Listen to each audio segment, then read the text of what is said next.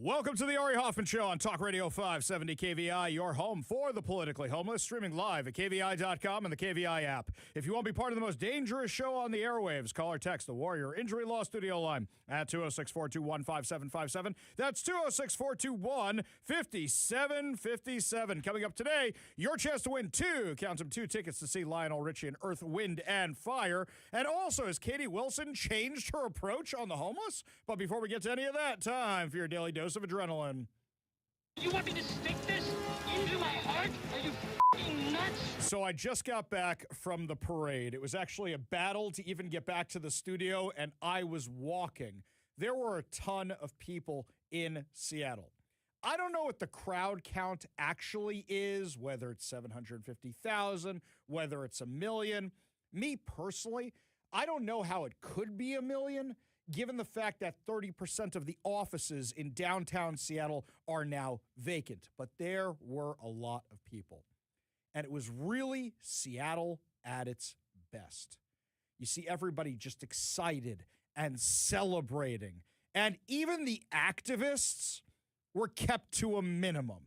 It was a great day for celebrating. Let's be real. I went to the parade, have to go, this is cool, how often do you get to do this? And have to go, what awful stuff can I find? What can I find about Seattle? Now, I did find some stuff, and we'll talk about that stuff. But I do want to take a minute to just say how amazing it was to have the KVI booth out there together with our sister stations, Hank FM, Northwest News Radio, for so many of you to come by and say hi and hang out with us. It was really, really great to see everybody. And it was really, really cool to be there. The last time the Seattle Seahawks won the Super Bowl, I made a huge mistake, and I've said this on air a couple of times. I took my kids out of school to go watch it on TV at my office, not even to go to the parade itself. When I realized that people were parking near my office, which is in Georgetown, to get to the stadiums in Soto, I'm like, there's no way we're ever getting there. We'll plop them right here. If they want to walk the 4 miles, fine. I'm not doing it with little kids. And I saw some interesting things today. Because being at the parade itself, when those vehicles went by with the Seahawks on them, everybody's just having an absolute great time. It was a lot of fun. That being said, there were some little hiccups. So when I first woke up this morning, did what I always do, roll over and grab my cell phone and see what's going on in the world. And what did I find out? The light rail wasn't running. Why was it not running? Because homeless vagrants stole copper wire out of the light rail itself, and it wasn't running. Early Wednesday morning, Sound Transit reported a total service suspension of the one line between Angle Lake and Star Lake. The cause was not a mechanical failure, but a targeted theft of high-voltage copper wiring in the Kent and Federal Way area, according to Fox 13. The timing was a logistical nightmare for transit officials who have spent the week urging the expected 1 million attendees to avoid driving downtown. I'm sorry. The light rail being taken out by the homeless on the day of the Super Bowl parade when they've been begging everybody to take mass transit for days now, when literally the Seattle Police Department posts a map. Do not drive. Do not go here.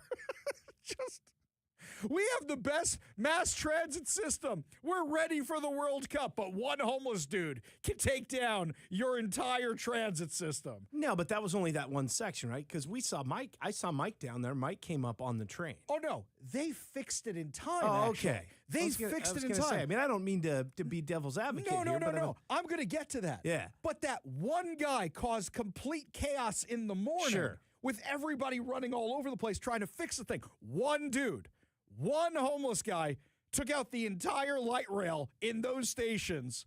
Maybe you got a few flaws with your light rail system. I don't know. How many stories have we done about this so far? Hey, look, when a man's desperate for copper, there ain't no stopping him, man. Collect pennies. I don't know what to tell you.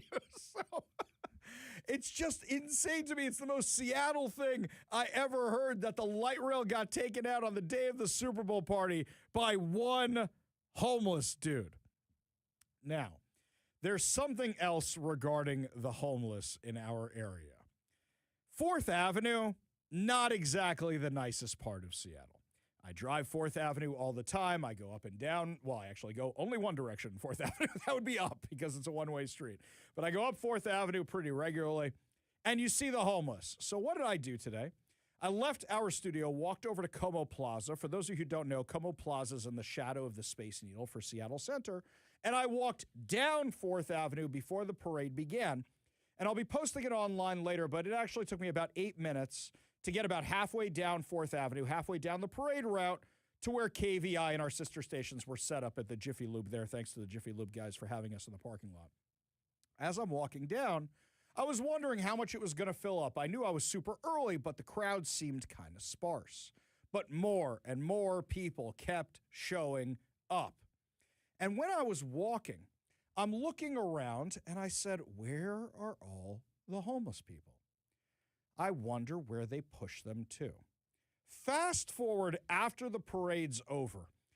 I need to make a mental note for the next time a Seattle team wins a championship, which is, if everybody's crossing the street, crossing 4th Avenue, you should probably cross too once the parade goes by. Otherwise, you're going to be trapped by the parade later on. So what did I do? I'm on this side of the street. I'm just going to keep walking down, and you know what? I'll be fine, and I'll cross over later right near the Space Needle and head back to the studio. Dumb move, because I'm walking faster than the parade. So when I get over to the Space Needle to cross over to where we are, the whole parade is coming again. I have now gotten in front of them, and I'm like, oh, crud. So I had to backtrack a few blocks, wait for the parade to go by again, then cross the street to get over to where we are. I just went down first the whole time. Okay, well, you just go down Lenora or whatever we were on, hit first and take first all the way down here. You beat the parade then, because then coming across Western or whatever that is, did you cross Western? So what happened was they stopped the parade in front of Climate Pledge Arena. So when I got to Climate Pledge Arena, all the Seahawks are there, and the drum line's there, and Blitz. They're all finishing up the parade. So you beat the parade. But again, I dropped down on first to where it didn't come back through that way. I see what you're saying. You went through the, I see what you're saying. And I'm like, oh, stupid Hoffman. I didn't even think about this. But what's funny was when I'm trying to fight my way back across, and our friend Matt, who texts the show regularly, Matt was with me, and we're trying to get across, and there was one homeless encampment they forgot to clear in a very prominent spot. Because what happens, as I'm walking, I'm checking my phone. Hey, it's buzzing, and buzzing. And everybody's sending me the same picture. What's the picture? There's this little island right near the Space Needle, near where the 76 station is, right near where you're near the Pacific Science Center. There's this one island. Yeah. And there's been this tent, this blue and green tent, that has been there for, 2-3 months now or something. Well, probably just camping out for the parade. Oh, I'm sure. It's got a real I'm sure. Because the shopping carts, he definitely just borrowed those this morning that were there. Yes, the shopping cart is in the picture. You can see it. I took the picture. And what did I do? I waited for the world champion bus to go by. So you have the world champion bus right there in the tent in front and the Space Needle right behind it. The composition of the picture is beautiful. I think I missed the Space Needle, but it's all right there. It's the most Seattle thing ever. So of all the encampments not to clear, you missed the one that's right at the end of the parade route where the most amount of people are near Como Plaza, the Space Needle, where the Seahawks are getting off the bus. That's the one you forget to clear? So, okay, we've got the theft of the copper wire. We've got the homeless encampment. Now, as we were walking that direction, I ended up on 3rd Avenue. Everybody in Seattle knows you don't walk on no 3rd Avenue, but I was desperate to get back here to prep a show for all of you because I love my audience. As I'm walking on 3rd Avenue, I go, this is where everybody is. This is where they pushed everything to. Matt and I see 2 people doing the Fenty fold right over there, and there's mess everywhere, and it's not great. I will say it was limited to a certain amount of blocks because we're not in the real downtown area where the buses go, but it was not pretty. It was not pretty. And I keep thinking to myself, this is our world-class city. This is the city that is ready for the World Cup. Well, something else happened in the last few days, which I thought was pretty entertaining. Do you think that Katie Wilson is changing her approach and actually realizing that none of her policies are practical? Why do I bring this up? Because anybody can say whatever they want until they get into office. But then when they get into office, they get hit with the reality of you actually have to make sure the street lights work, and you have to make sure utilities work, and you have to make sure roads are paved, et cetera, et cetera, et cetera. So whatever promises you made during the campaign, like everybody's going to get free rent, it just ain't going to happen. So what happens yesterday? Katie Wilson announces that they are going to sweep the Ballard encampment, which she stopped from being swept like a week or two ago. And all of us at the time were saying, wait a minute, the hypocrisy. You're clearing out everything near the stadiums because the Seahawks are in the playoffs, but you're not clearing out the homeless encampment in Ballard. You stopped that one to make the activists happy. How did I actually see this announcement? The activists are going bonkers crazy on social media. How dare you sweep out the homeless encampments? How dare you? Now, Katie Wilson says we're doing it to expand shelter, address homelessness, and keep public space accessible. No, you realized your dumb idea of letting people camp in parks that even your donors and the businesses that supported the socialist are saying, this was a terrible idea. Maybe we shouldn't do this. This is awful because we don't want these things in front of our business. We need to get rid of these things. What are you actually going to do to solve this? So Katie Wilson posts this whole screed. Last month, I visited an encampment in Ballard. It was scheduled to be cleared. After hearing from concerned community members, a.k.a. Antifa, I decided to extend the timeline to clear the site because I thought that better outcomes were possible for people living there, their neighbors, and local businesses. Okay, not better for local businesses, not better for the people living there, not better for the neighbors to keep it there. But sure, let's continue. Your buddy Zoran Mamdani, 16, 18 people are now dead in New York because he said, let's leave them on the streets? So then what happens? The conversations I had there underscored the reality that we simply don't have enough housing, shelter, and services for everyone who is living unsheltered. That's a lie. That's not true. We have more than enough. You're wasting billions of dollars. This is an excuse for a new tax. What she's going to do is say, we have to clear them now and offer them all this, and we need to tax you. That's what she's going to. Just wait. She's going to announce some tax to fix the homeless. Guaranteed that's what's going to happen. So they posted 48-hour removal notices for the Ballard encampment. Do you think this is actually going to fix anything? How about these services and these shelters you guys have? From Como News, a day after a quadruple shooting at the Phoenix Rising Apartments in Auburn, police have yet to make any arrests or determine the sequence of events that led to 4 people being injured.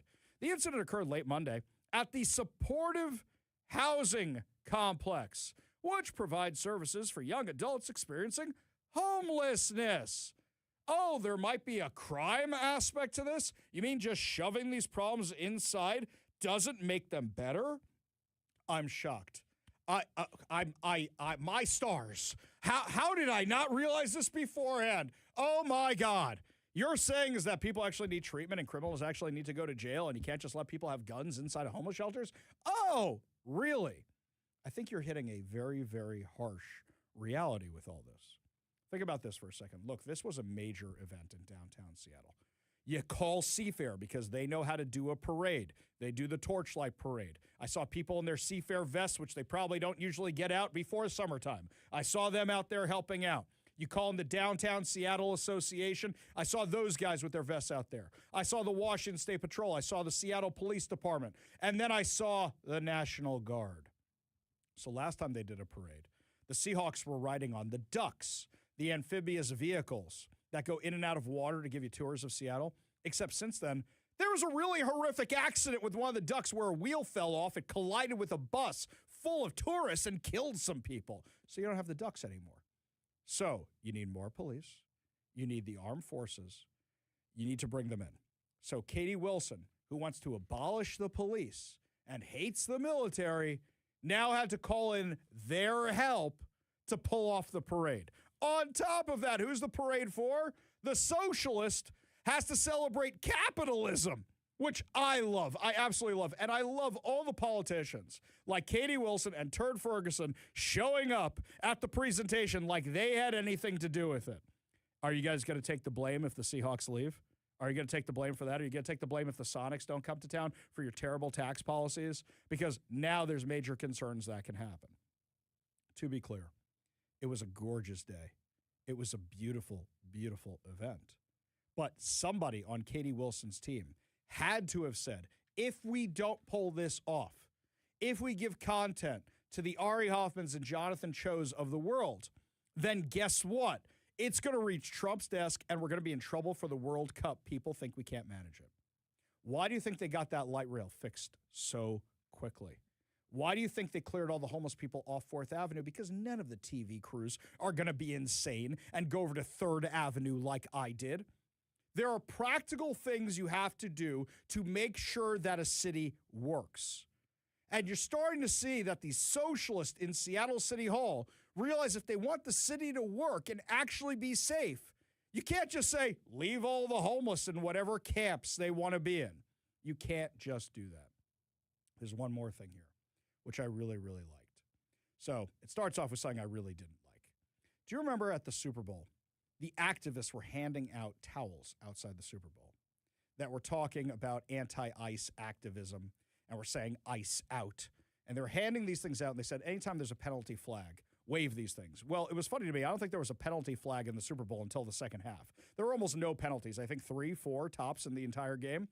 So they had very little opportunities to actually wave their little flags, but those activists were in Seattle today, and they were waving those little flags, and they were giving them out to the kids. Now, there was a group of kids in front of where KVI was set up, and one of these activists handed them the flags, these little towels. And what kid isn't going to say yes to free stuff?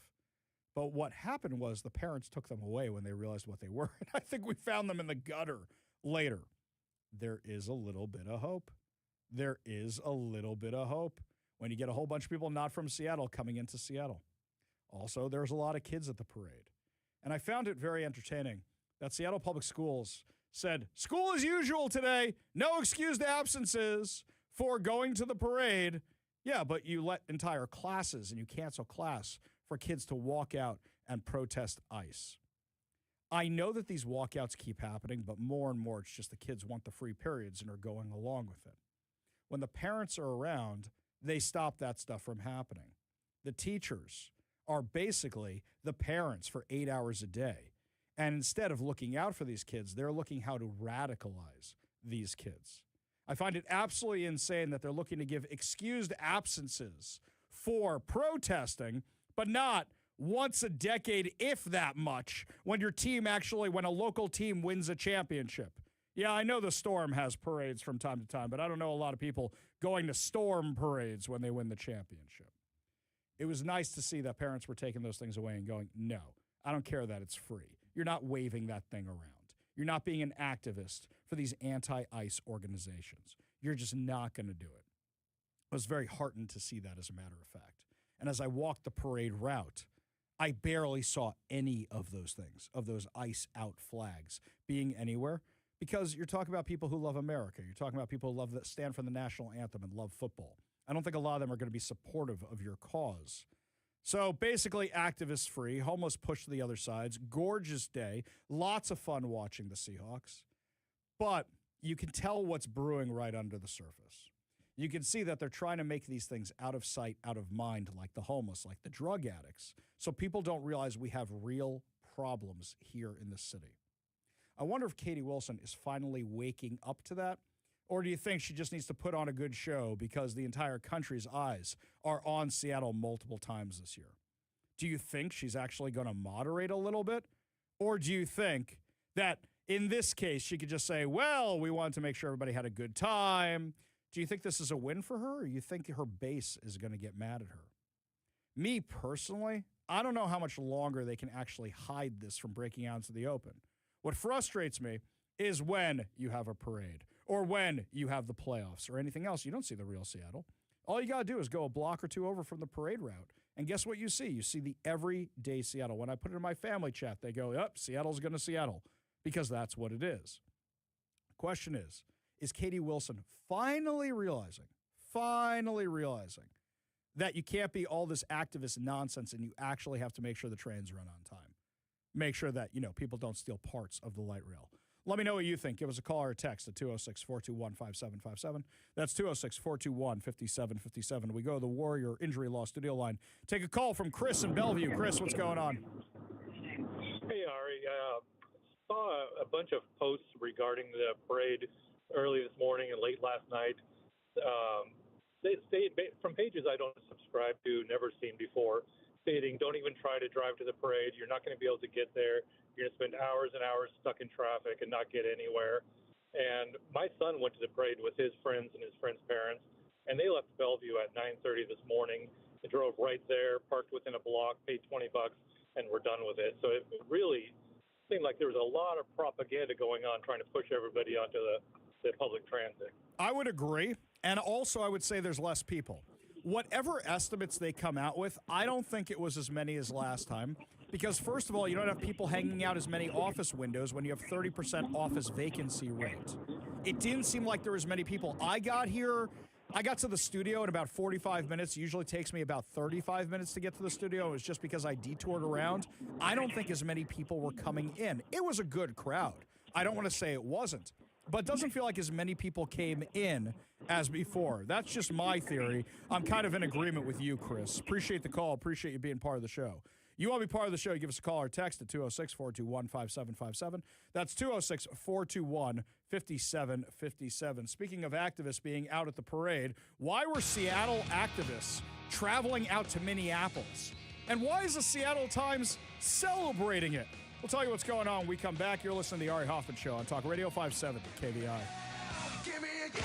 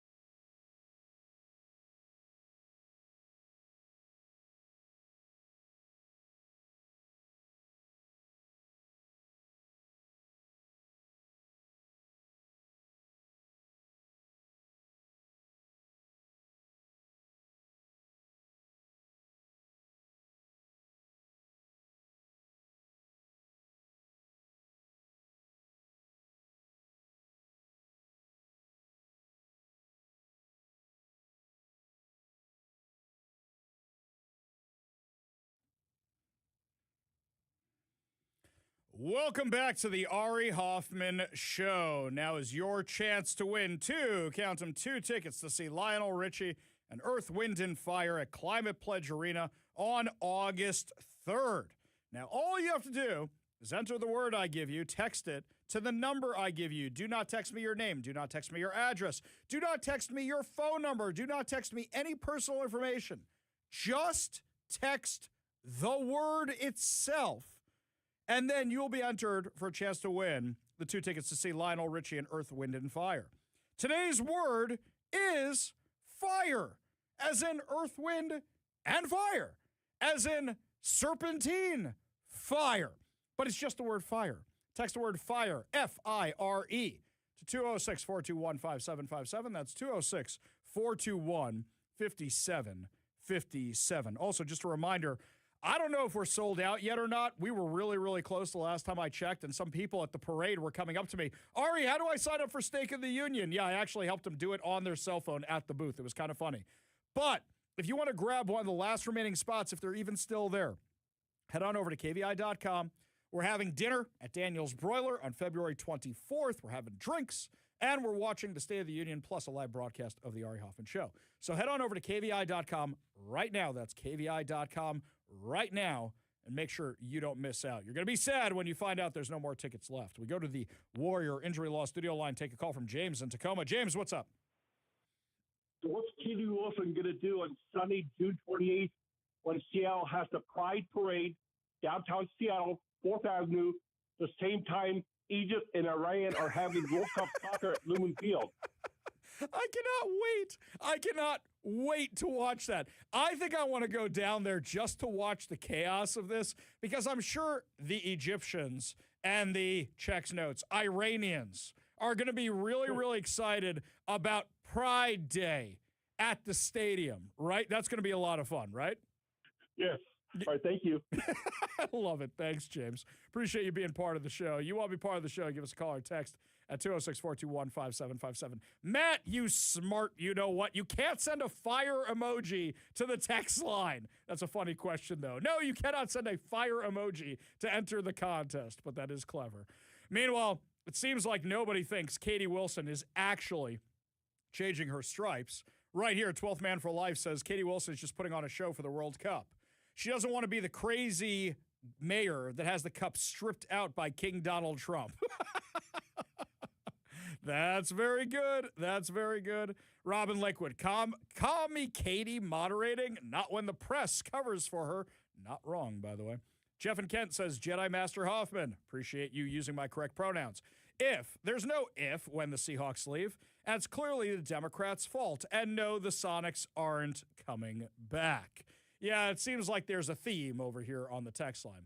You know who did come back, though? A whole bunch of activists that went out to Minneapolis. From the Seattle Times, the hard-hitting journalism over at the Seattle Times. When his plane touched down in Minnesota last Sunday, what struck Matthew Odekirk right away was the cold, frigid air blasts his lungs with a visceral message. You're not in Seattle anymore. What hit Odekirk the next day was agony of a liberal city warped by a weeks-long surge of armed and masked federal agents. Locals scanned the streets for danger. Here's a man who leads a life of danger. Yeah, I don't think the activists are leading a life of danger. Worrying about neighbors detained and mourning 2 killed. But there was more. As Odekirk and other political organizers from Seattle crisscrossed Minneapolis, what also blew them away was the power that ordinary people were exercising through collective action. What are we, the Borg here? Wait a second. I thought it's the warm embrace of collectivism, and you're just talking about the frigid cold.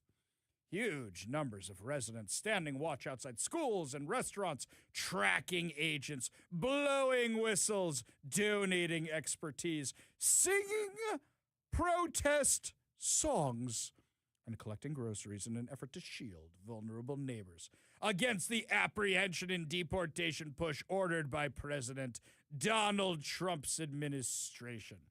So what you're saying is you accomplished absolutely nothing. You did nothing. You went to Minneapolis to blow whistles. You went to Minneapolis to sing songs, and you accomplished Absolutely nothing. We're all on the same page about this here. It seems like the warm embrace of collectivism didn't even keep you warm. Seems like you were all freezing cold. This is what the Seattle Times is dedicating column inches to. Not to covering real news, but what a bunch of activists did going to Minneapolis, not saying, hey, they're protesting the federal government. It would be nice if you guys actually covered what these illegal alien criminals actually did. And you know what? You don't even need to work that hard for it. Do you know why? Because ICE puts out a list of them every single day. It's cut and paste and add a few words here so you're not totally ripping off a press release. It's super, super easy. But they don't want to cover that. Instead, the activist brave struggle. I bet none of you are covering the brave struggle of people who are victims of illegal aliens, are you? Haven't seen that in any of your column inches. None whatsoever. You guys can protest Donald Trump all you want, but he gets results. And when we come back, my friends, the results in the economy are now showing some good news with the employment numbers and some good news on actually reducing the size of the federal government. We'll tell you what they are and what this means for your wallet when we come back. You're listening to the Ari Hoffman Show on Talk Radio 570 KVI.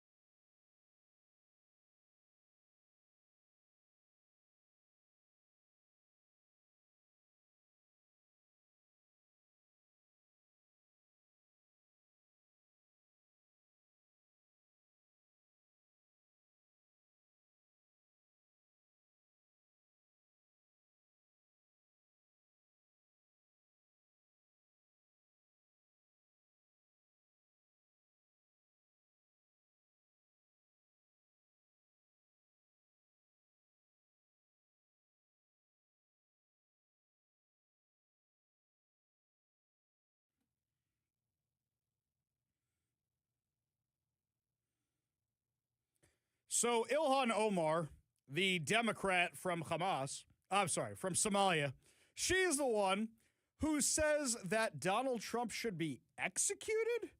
She posted on X, the leader of the Pedophile Protection Party is trying to deflect attention from his name being all over the Epstein files.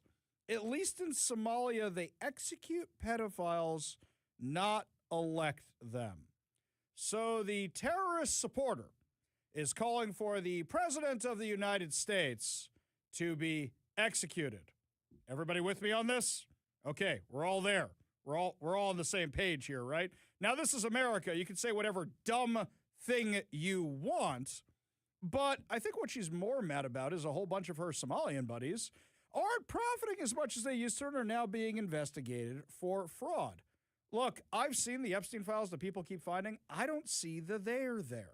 If we see the stuff on the president in those files, we will talk about it. But the left keeps parroting these talking points, and I haven't seen it. In fact, for that matter, what it kind of seems like was Jeffrey Epstein was that skeevy guy who threw awesome parties that you're not really friends with in high school, but because his parents are never home and he's got an awesome house, you want to go hang out at his house. That's kind of what it seems like he was. I mean, he was doing horrible things on his own. But so far, everybody's convinced there's this big human trafficking thing for other people. I see the human trafficking for him. I see the nastiness that some of these people did. But so far, we haven't seen the human trafficking for other people. It seems like a lot of people had questions. Look, when somebody gets accused of something or indicted for something, you either go, no, him, no way, or yeah, totally saw that coming. Or a lot of people surprised by the accusations. You know what? I can't say that without getting in legal trouble. Anyway, moving on, though. But she's literally saying something about executing the president of the United States? Really? Really? Did she just need attention today?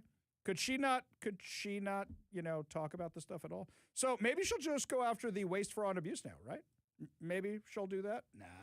I wonder if this is just part of the Trump derangement syndrome or if it's far, far worse at this point. There's this episode of Fresh Prince of Bel-Air.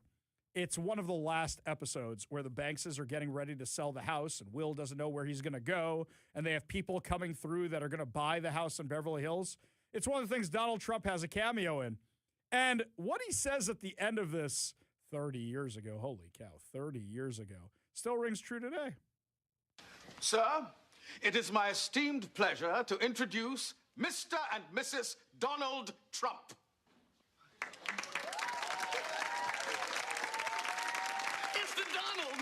Oh, my God! Mr. and Mrs. Trump, it's an honor to meet you. Ron said his client had a rich uncle, but Donald Trump. I like keeping a low profile. Hi, Hillary Banks. Hey, Hillary. You know, you look much richer in person.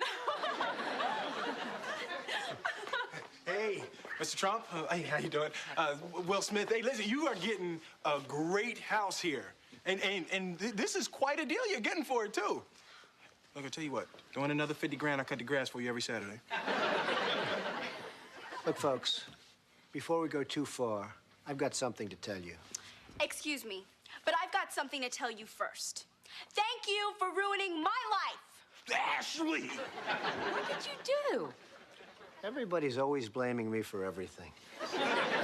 Nothing's changed. Literally nothing's changed. Okay, you want to give him credit or blame for something?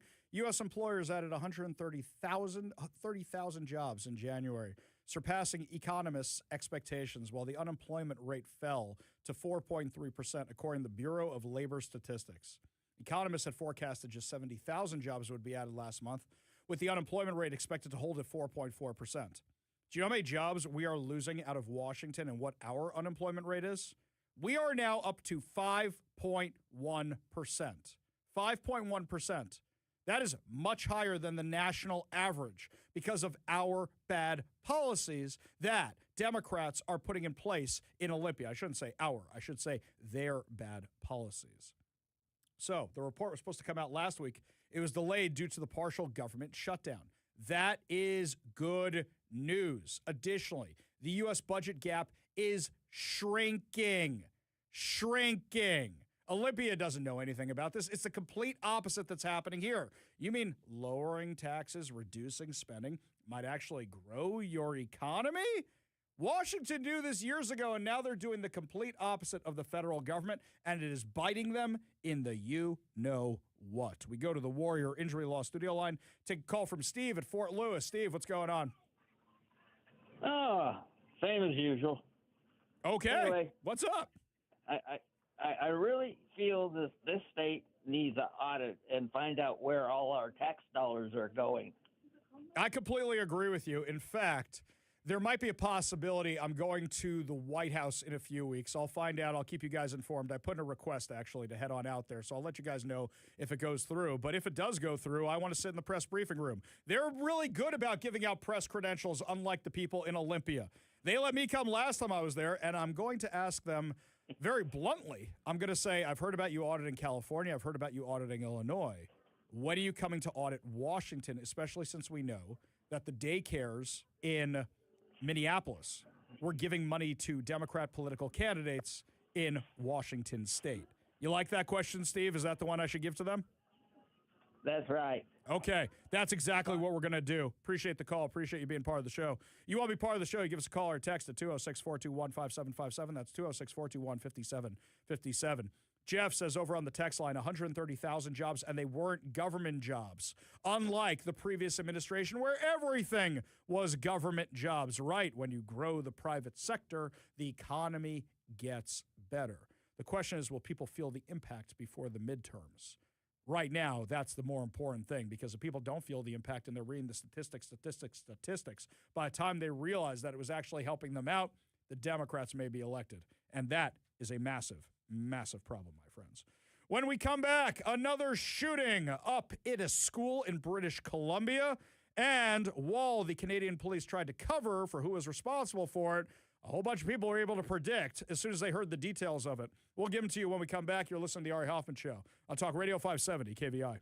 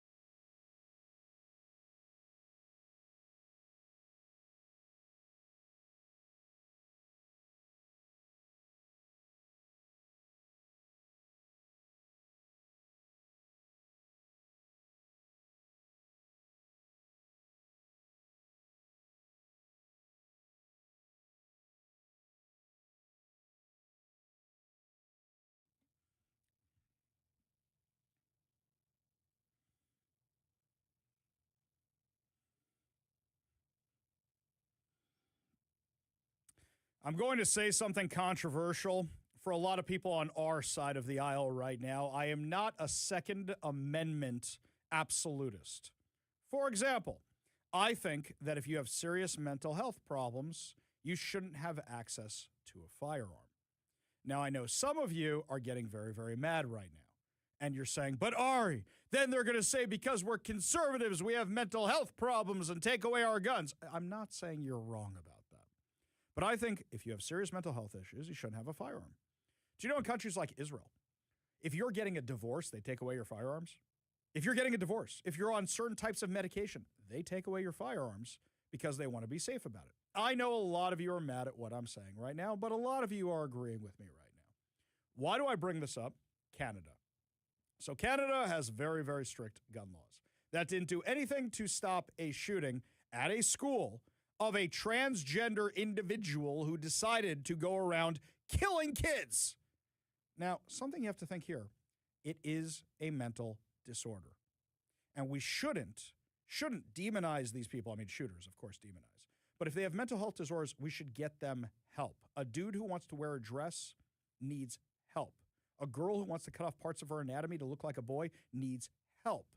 If a girl is cutting herself with a Bic razor or something, you don't say, hey, let me get you a scalpel. Instead, you say, how do we get you help? How can we treat you?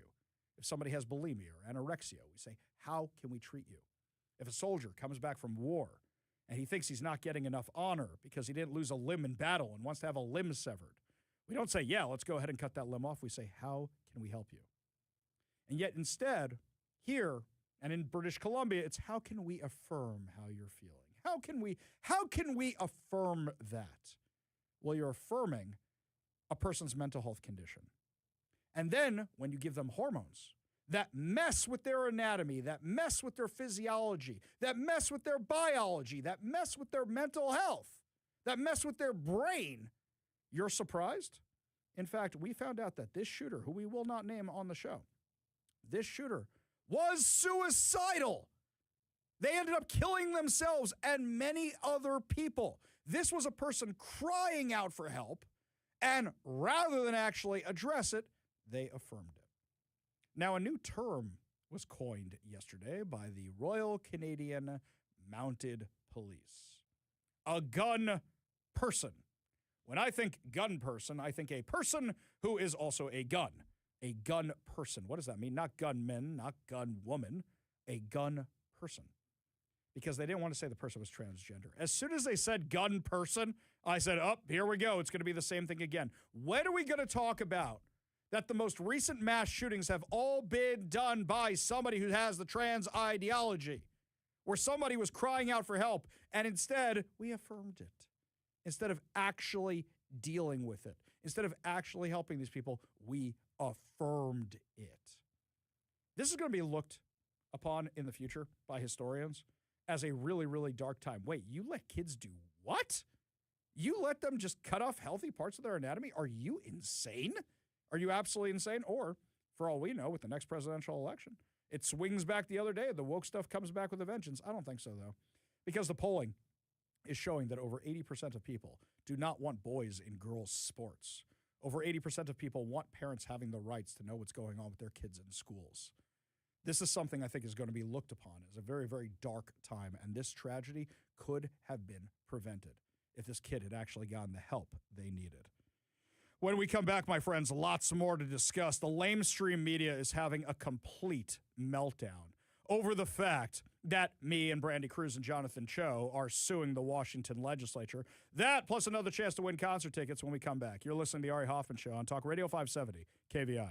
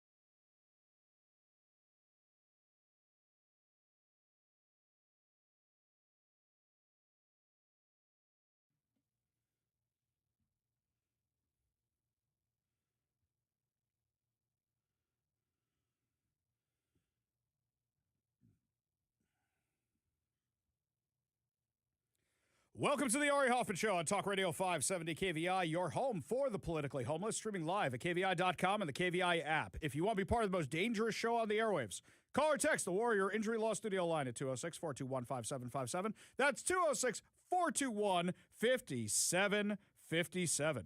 Coming up this hour, Donald Trump fires somebody from one of his task forces. Why and who was it? We'll tell you all about it. But first, the Seattle Times continues to prove how obsolete they are. So, you've got a Super Bowl victory, right? And what kills me is how many people probably went out and bought the Seattle Times just for the cover, right? Because the Seahawks won the Super Bowl.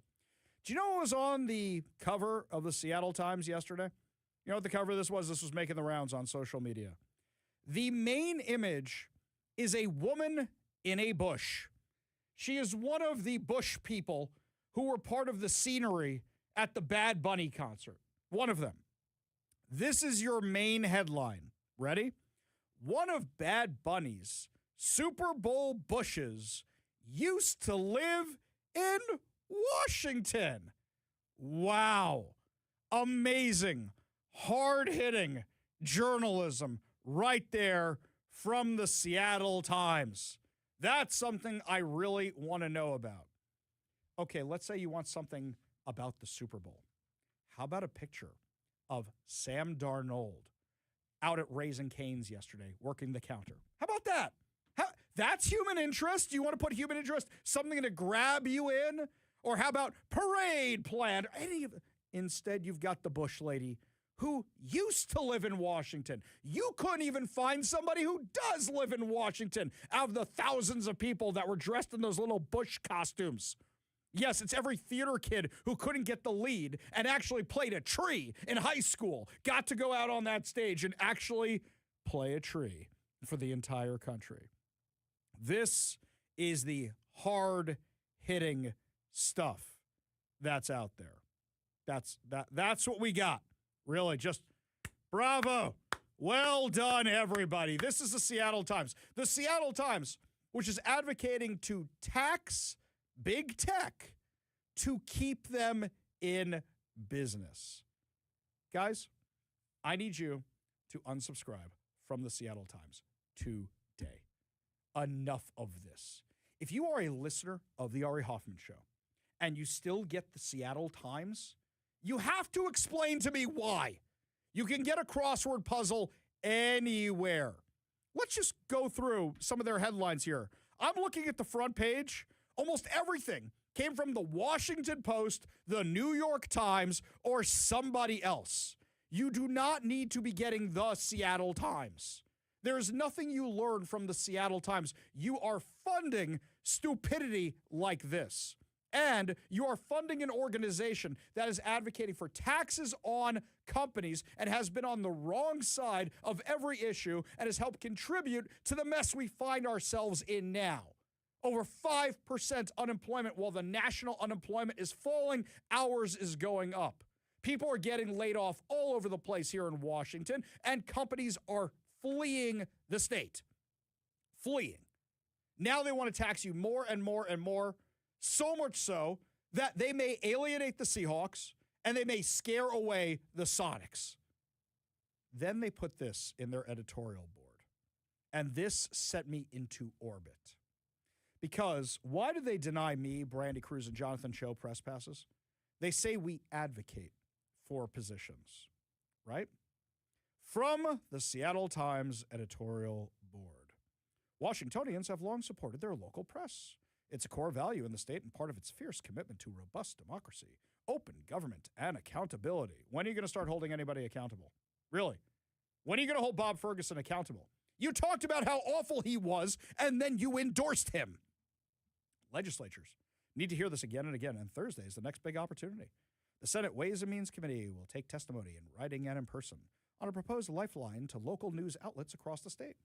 The lifeline is Senate Bill 5400. The measure would add a tax surcharge on large search engines and social media platforms, reflecting a small portion of the value they derive from trustworthy news content. Hang on a second here. Hang on. Are you saying that because people use search engines to find out about a topic, that they will then find your page? Do you guys realize that you get clicks off that? You're already getting paid for that. Now you want more money for it? This is the insanity they were doing in Canada, where Canada says, we're going to decide what's a real news organization. And they had to start undoing it because people started finding ways around their restrictions. And because people said, this is absolutely ridiculous. We don't want to read the Canadian Broadcasting Company anymore. Stop it. This would raise about $24 million that would be distributed annually to newspapers, broadcasters, and websites producing local journalism. We would never apply for something like this. We get advertisements. That's how we stay on air. And in fact, if you want to advertise on the show, email me, ari@kvi.com. More than happy to hook you up. We will find something for you. But these guys can't get advertisers anymore because the very policies they have advocated for have scared away businesses that might be advertisers. Also, when your employment rate is going up and your expenses are getting higher, what do? You get that credit card bill and you go, do I really need the subscription to the Disney Plus anymore? Do I really need the subscription? I definitely don't need the subscription to the Seattle Times. Let's get rid of that. So the very policies you have supported have created your own problems. I'll tell you what, you want to really tick off the Seattle Times? I know anytime I ask you to unsubscribe from the Seattle Times and send me the screenshots, you go, ha, I unsubscribed from them years ago. I unfollowed them years ago. You know what? Do me a favor. Even if you don't use podcasts, head on over to one of the podcast platforms and subscribe to the Ari Hoffman Show. Download the KVI app. Okay, because advertisers go, how many subscribers do you have? How many downloads do you have? That helps us out, and it costs you nothing. Literally costs you zero. We do not charge for Talk Radio 570 KVI. We are always right there on your AM dial and always streaming at kvi.com. Free for you. So, you don't need to listen to the Seattle Times. And we got KVI News at the top of the hour, every single hour. You're caught up, you're briefed, and you get 3 hours of me every single day. And anything local that's going to happen, you're going to find it on my social media. Another place which is free. So head on over to Ari Hoffman Official on Facebook and Instagram, the Hofffather over on Twitter. I have no problem with the shameless plug whatsoever. Right there. You will get your news. Then they continue. Yes, the Seattle Times would benefit, but so would smaller news organizations in every corner of the state. The biggest beneficiary would be Washington residents who need professional, sustained, local reporting to keep them informed and strengthen their communities. You know what I didn't see anything about? I didn't see anything in the Seattle Times about 3 smaller local journalists who were banned from covering Olympia. Haven't seen anything about that at all.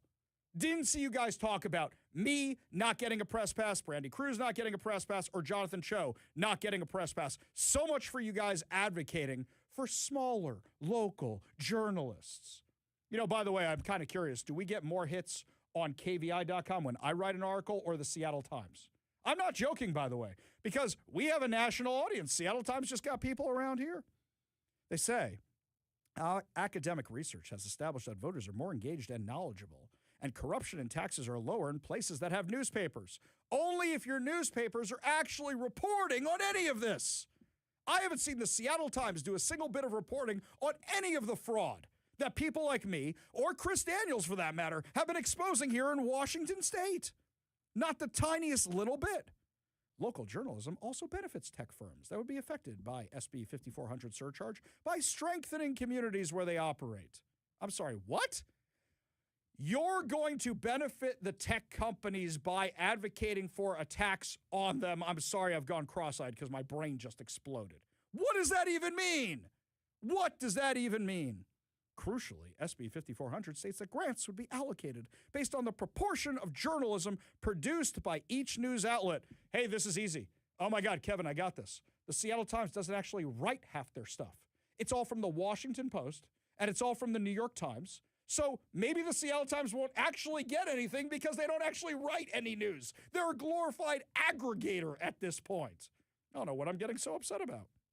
Bill says grants will be allocated in an amount proportional to the hours worked by journalists employed by the applicant. Ah, there we go.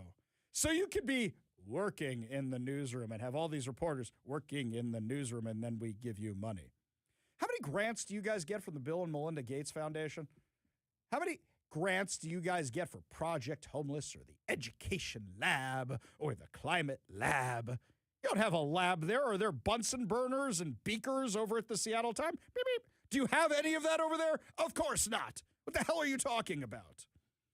This ensures that SB 5400 is not just creating a pot of money from officials to dole out as they see fit. That's exactly what it's doing. Or to whoever twists their arms the most. Oh, yeah, here, we're going to give you this. Don't cover this really, really bad story about us. It's a form of compensation for work done by employees. If people like your product, they buy your product. If people like your show, they listen to your show. If people like what you have to say, they'll buy your newspaper. If they don't, they will stop. Such clarity is necessary to prevent the appearance of political decision-making and subjectivity in the grant program. It must be abundantly clear the program will not influence news coverage and no outlets will receive preferential disproportionate treatment. Hang on. If you are getting money from the government, what's your incentive to cover them honestly?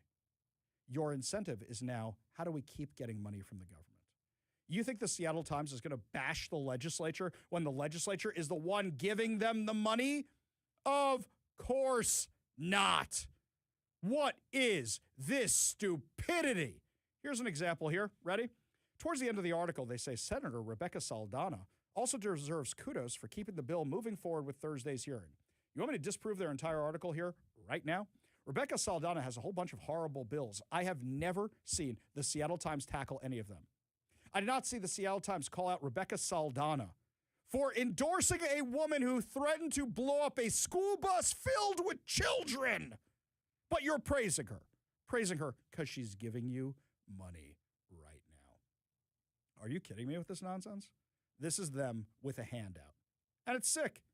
I was actually pleasantly surprised to see KUOW cover the fact that me, Brandy, and Jonathan didn't get our press passes. Actually, today, during the parade, one of the reporters over at KUOW gave me a call to get my comment on all this. Now, what's fascinating about this article is they decide to go to the left to try and get their perspective on it. And what I find very, very funny about this is they went to Erica Barnett. Do you know who Erica Barnett is to get the perspective? Kevin's like, that name kind of rings a bell. I kind of don't remember who she is. Okay. She runs Publicola, which not that many people read. She used to work at The Stranger, but got fired from working at The Stranger. Yeah, she wrote a whole memoir about being an alcoholic, which I think got her fired from The Stranger. Yes, so I'm sure her opinion is very, very valuable, right? So they went to her to ask her about me. What? Hang on a second. Not to ask about the legislation, not to ask about that, but to ask about me. This is great. This is very, very entertaining here.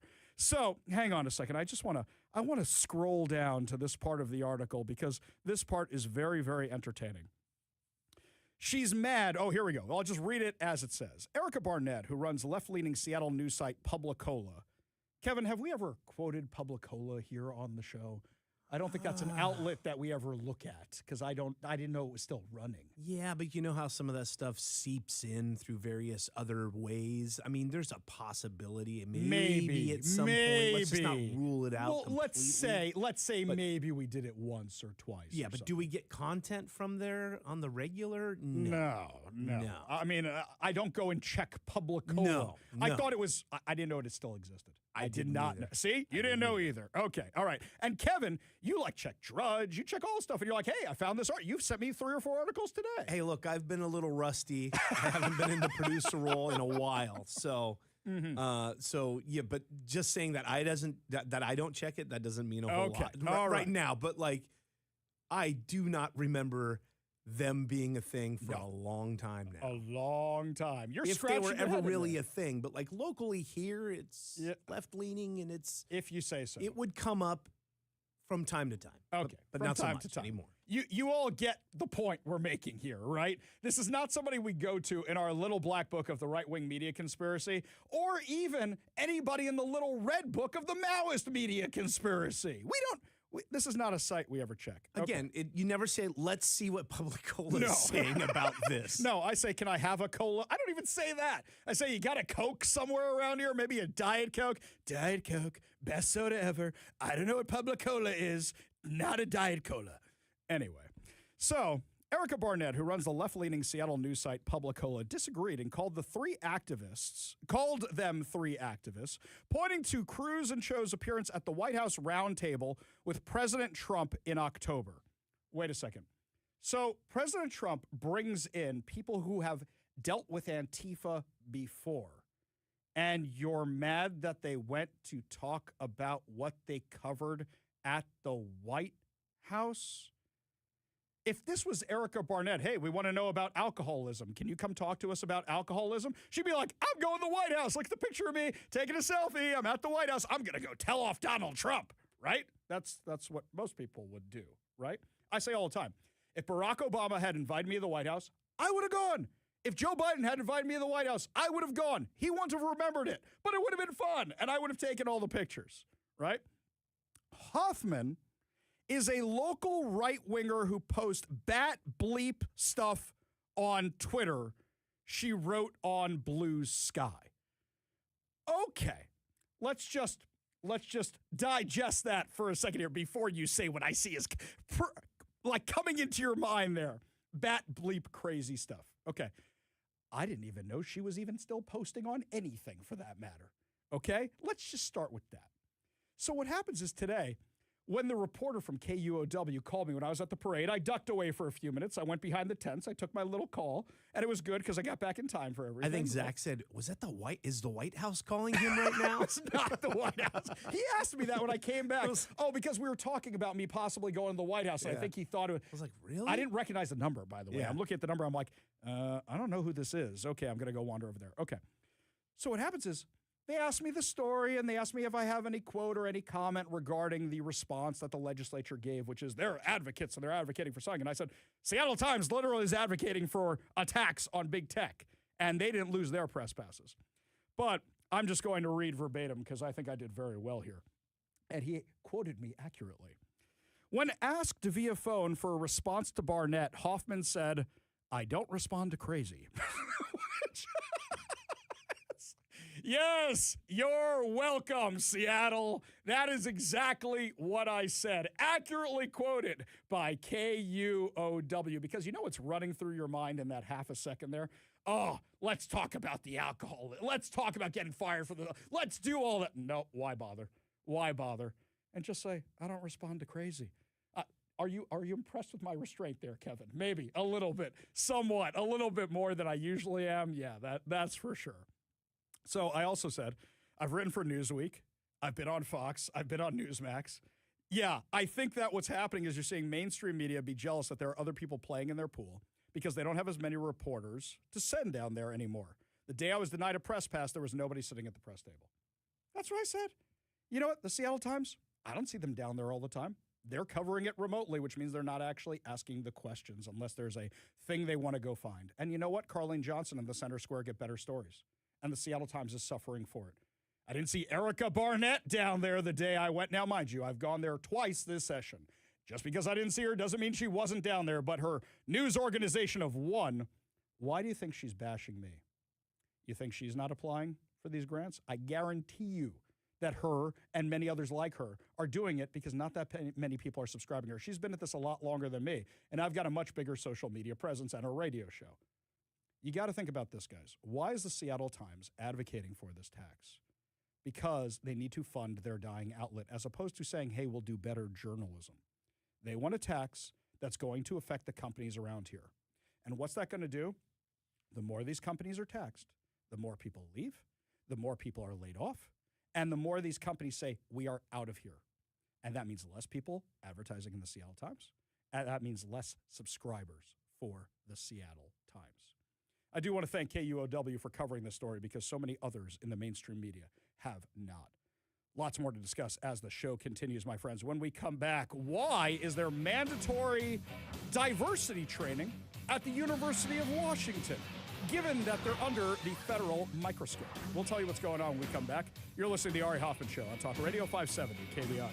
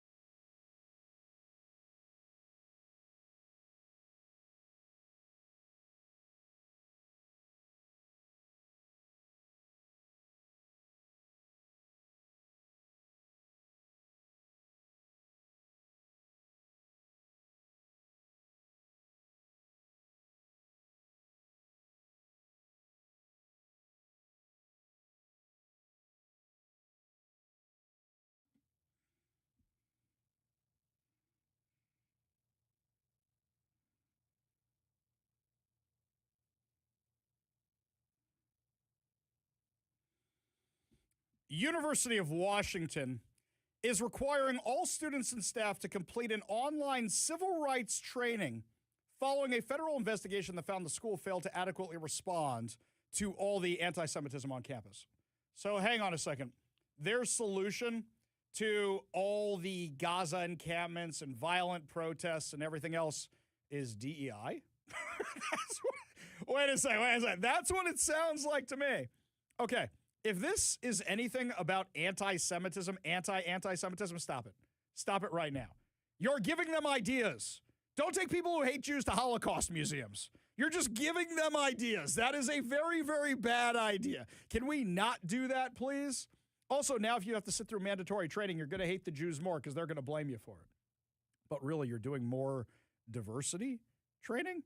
Staff are required to complete the course by the end of March. Students have until the end of May. Is it pass-fail?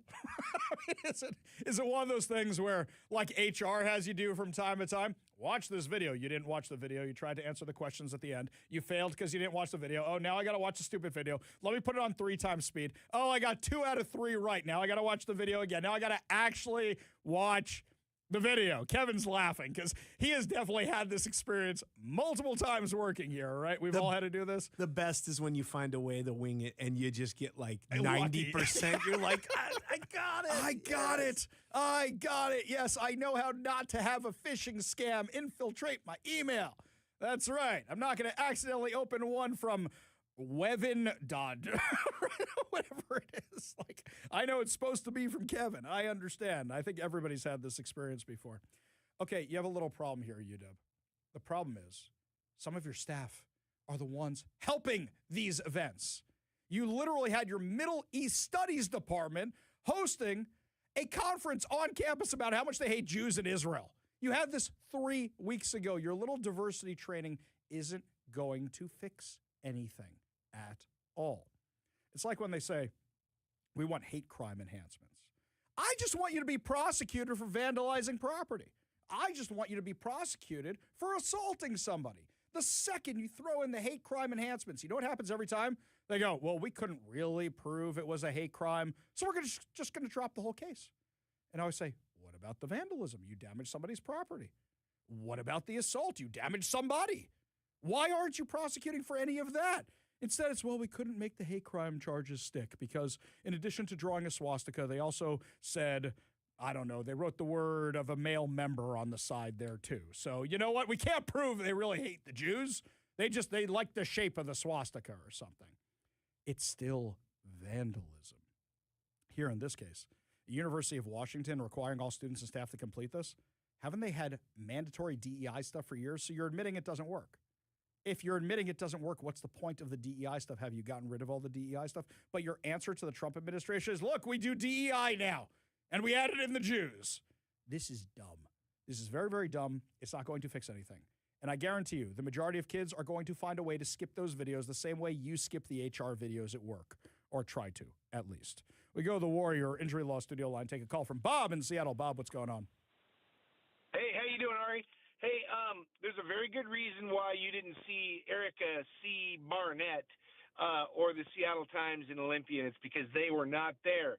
They do not have to go to Olympia in order to cover your story because Turd Ferguson sends them an email that says this is what the story is about. Then they print it in the Seattle Times. Yeah, that's a great point. All they are, excuse me, got something caught in my throat. All they are is basically stenographers for the other side.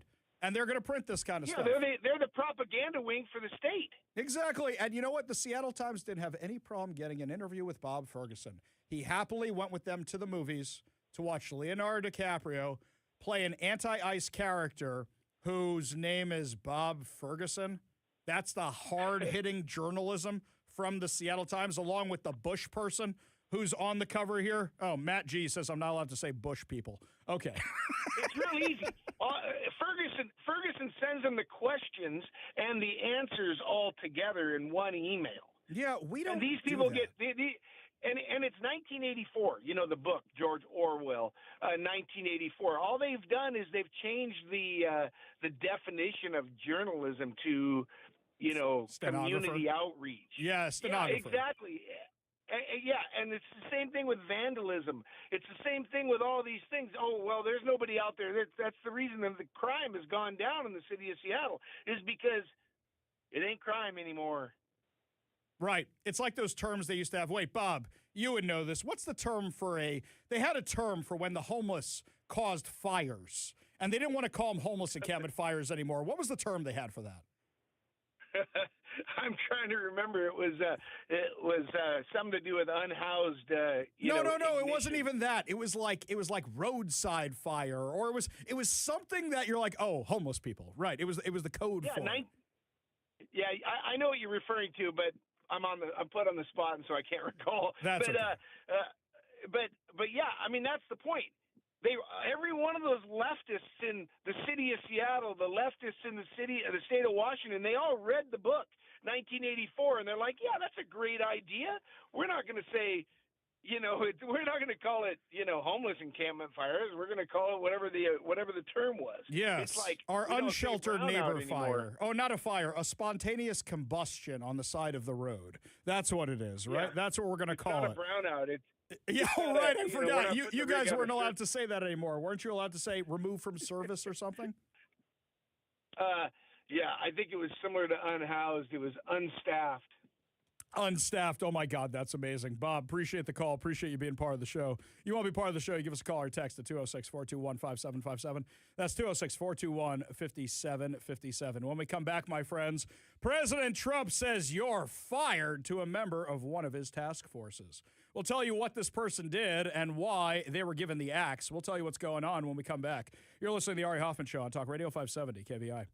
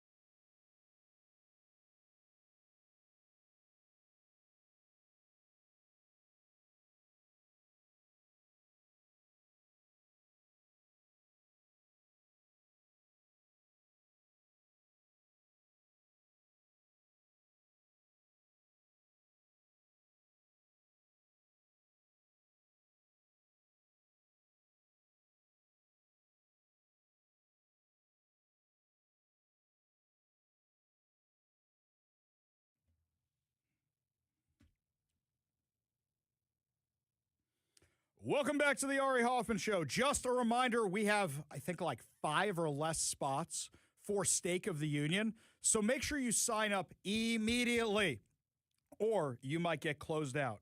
It's going to be February 24th out at Daniel's Broiler in Bellevue. We're going to be watching the State of the Union and enjoying delicious New York steaks from Daniel's Broiler. Also, there's going to be a bar with signature drinks. I did like the person yesterday who texted into the show and said they got a room at the hotel across the street so they could drink with us more. They wanted to have more scotch with me at the thing. I got to drive home, guys. There's only so much I can have, and I got to be on air at the same time. But when I'm done with all that, yes, for sure we will. Yeah, just because you can't, that doesn't ruin it for everyone else, pal. That's great. Right? So I'm going to be the designated driver at my event. That's great. Yeah. You know, when we covered the GOP election night party, not the one in 2024, but the one before that, when that night everybody kept showing up with a drink, that was not great. That is how I learned the hard way. You really shouldn't drink while you're on air. We kept telling you, stop asking for this. You had like a sea of scotch. I had to stop at some point. There were like 9 scotches in front of me. Yeah. I mean, thank you. You're all wonderful friends. I mean, you're all wonderful listeners. That's having a brother's back, I will tell you that. But that's a lot of scotch. I think the FCC would have some issues with that if I actually got wasted on air. Anyway, make sure you go to KVI.com right now and sign up for our State of the Union event. Sign up immediately before we run out of spots. So, somebody got fired from the Trump administration. Well, sort of. President Donald Trump's White House Religious Liberty Commission, according to Fox News, ousted Catholic activist Carrie Prejean Bowler. Now, you may not know who that is. Some of you may be going, that name sounds a little familiar. Do I know who this person is? Carrie Prejean. Carrie Prejean. She was a Miss America contestant. She was Miss California. She then got ousted from the Miss America competition because I think she did pornography.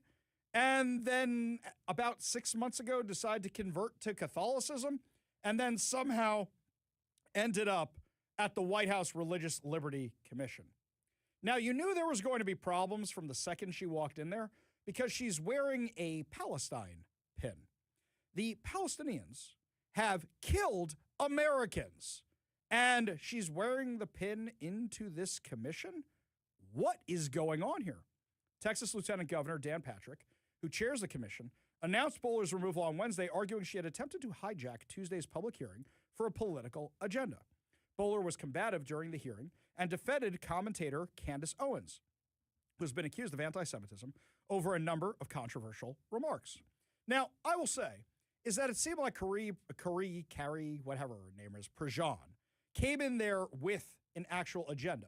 And it seemed like her agenda was just to defend Candace Owens. Not to talk about religion, not to talk about religious liberty, just to defend Candace Owens. Now, I know a lot of you in this audience, anytime her name comes up, goes, what happened to her?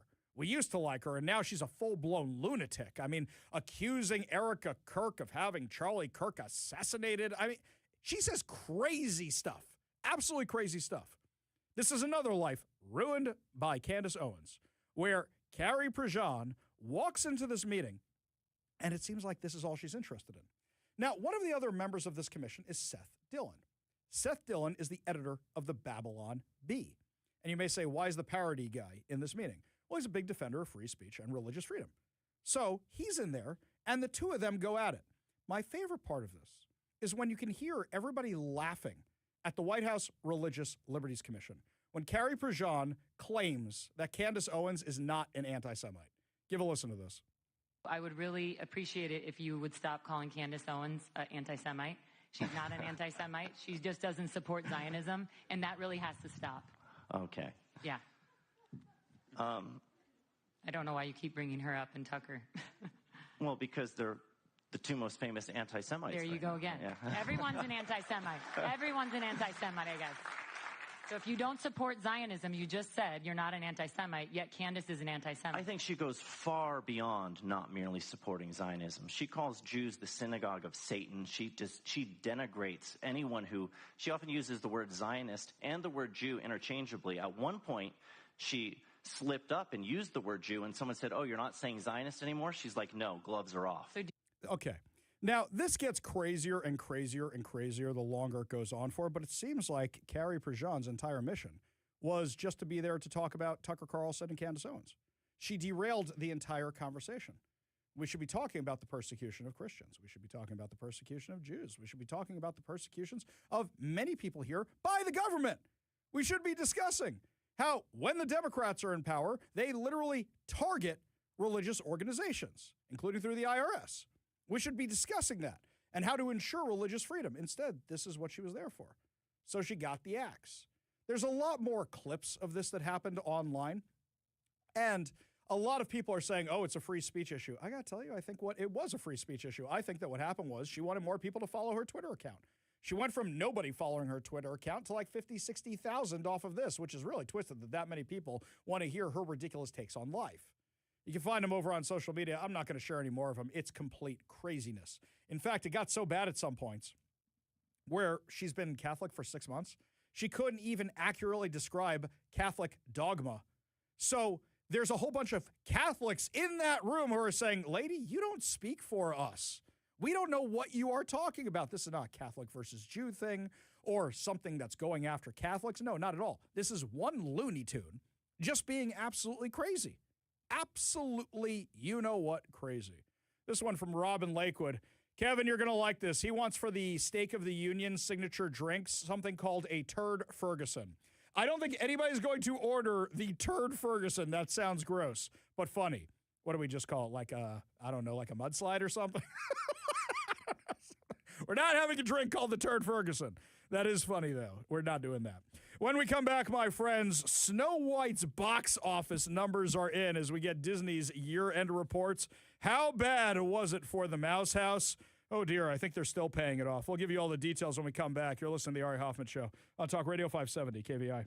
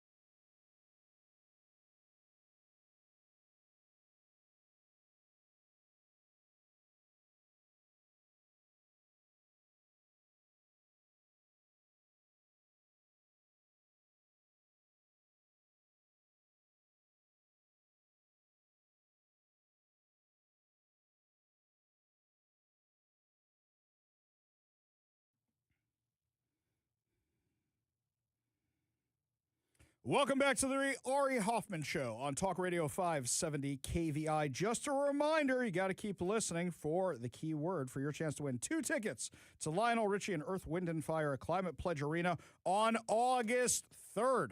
Got to keep listening for your chance to win. Also a reminder, we are almost out of tickets for Stake of the Union, so make sure you sign up right away so you don't miss out.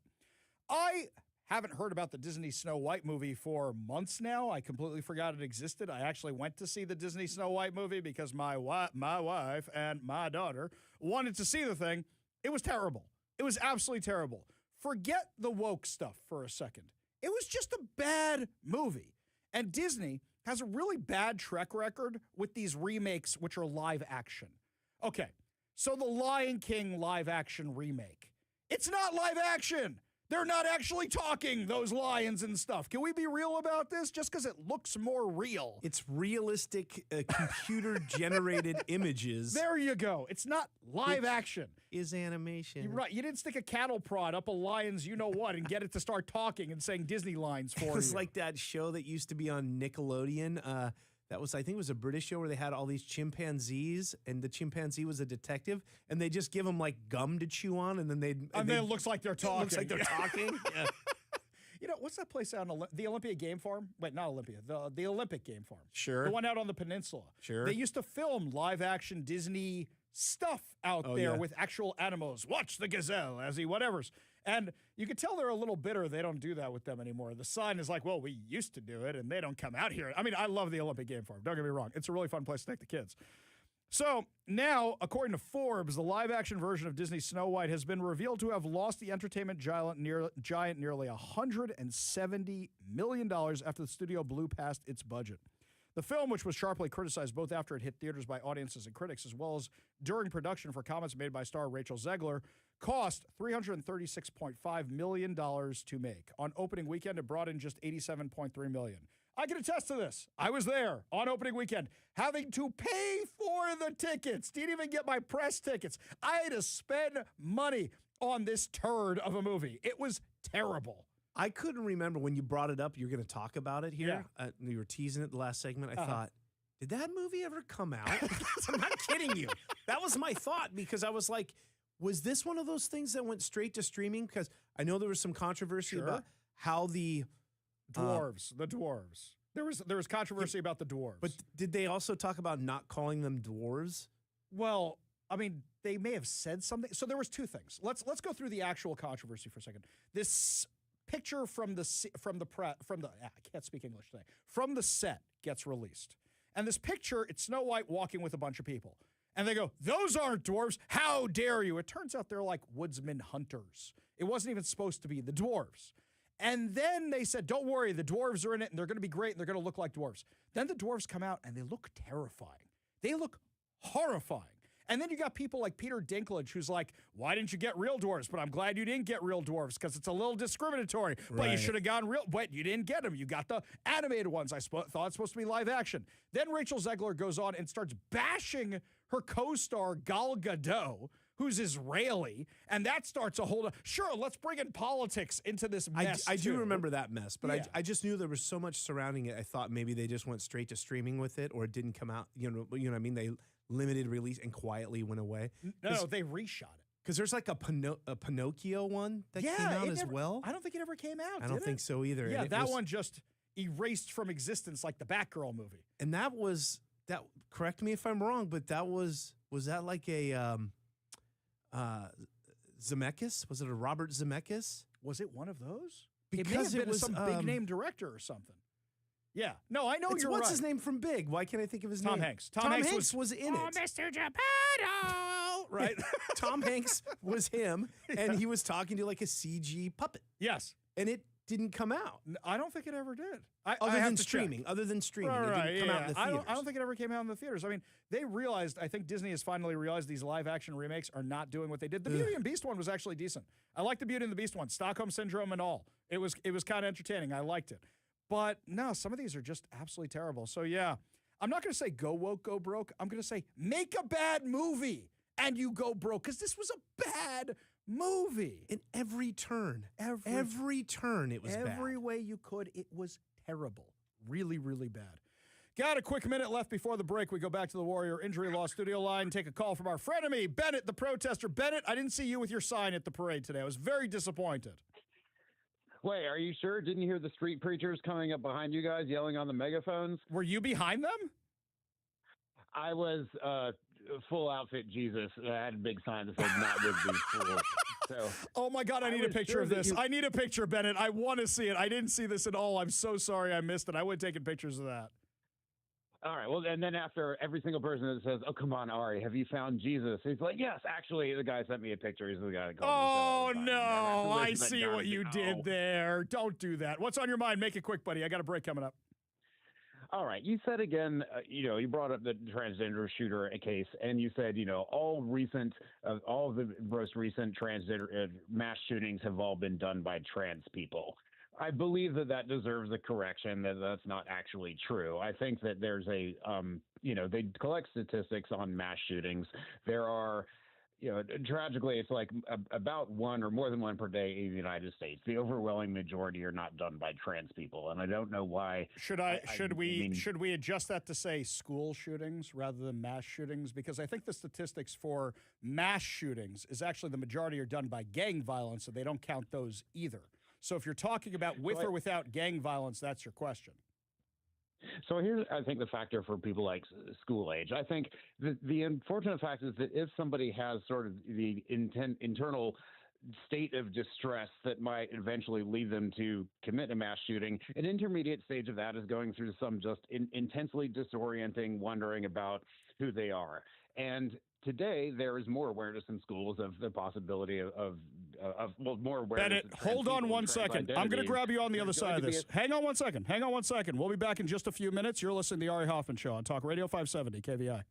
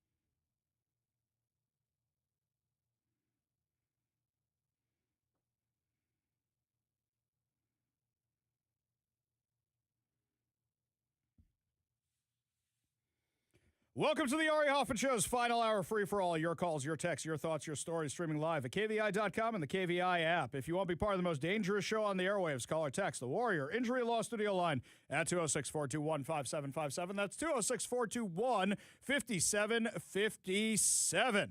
Coming up this hour, my friends, why anti-ICE activists were out at the Seahawks parade today. But before we get to any of that, my friends, we have another chance for you to win two tickets to Lionel Richie and Earth, Wind, and Fire at Climate Pledge Arena on August 3rd. All you have to do is enter the word I give you, text it to the number I give you. That's all you have to do, and you'll be automatically entered for your chance to win. Today's word is fire, F-I-R-E. Text the word fire. 206-421-5757. That's 206-421-5757. Do not text your name, email, phone number, Ari Hoffman, you're so good looking. None of that, because then you will void your entry. Just text the word fire to 206-421-5757. That's 206-421-5757. I think our frenemy Bennett had something interesting he was getting to, but we ran out of time in the last segment. Bennett, pick it up. You were talking about trans kids and the difficulty they're having in schools. Elaborate on that, because I think you were making an interesting point. Well, it's actually not so much perhaps people who would go on to feel trans in the long run. I guess he would. I mean, I don't know what necessarily you would call somebody who's exploring whether they're trans. What I mean is that if you do have the early stages of a long-term mental distress that might eventually lead you to commit a mass shooting, an early stage of that might be going through a intense period of wondering who you are, of feelings you don't understand, wondering what's going on in your head. And because schools, I think quite rightly, you might disagree, but because schools have more awareness now of the existence of trans people and trans identities, that might include, for that student, that might include a phase of wondering if they are trans.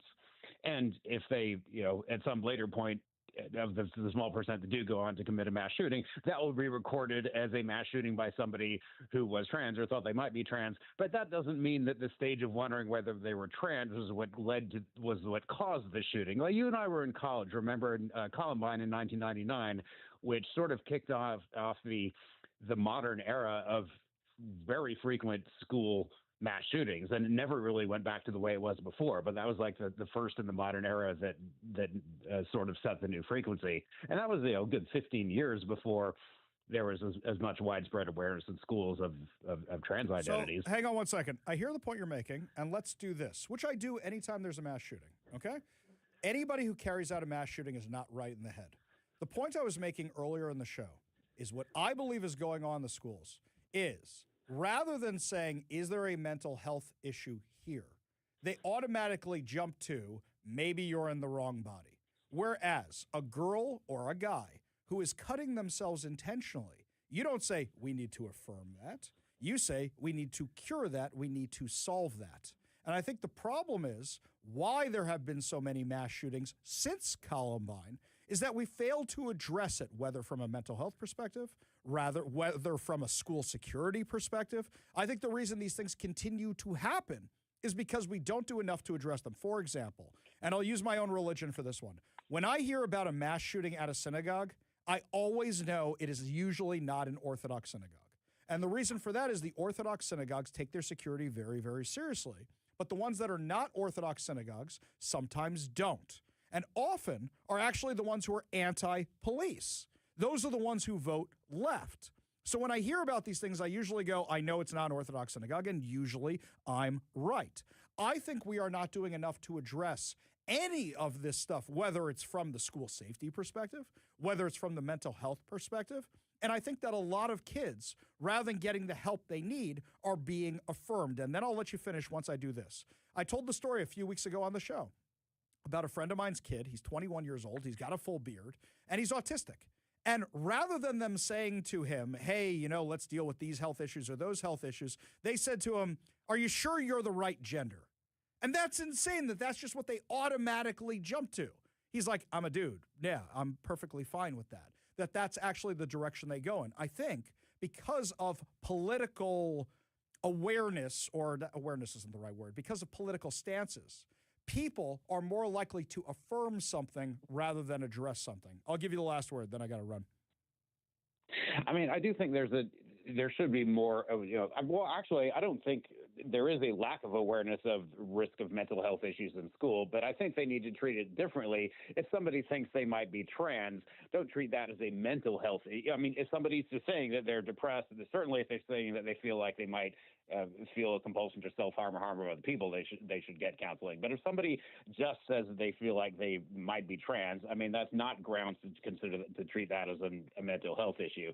I mean, you said a dude who wants to wear a dress needs help. I don't think that's a true statement. I wish we did have fewer gender stereotypes, and guys who wanted to feel more comfortable in a dress could do it, and not even identifying as trans. Just as, Harry Styles went to a big awards event in a dress.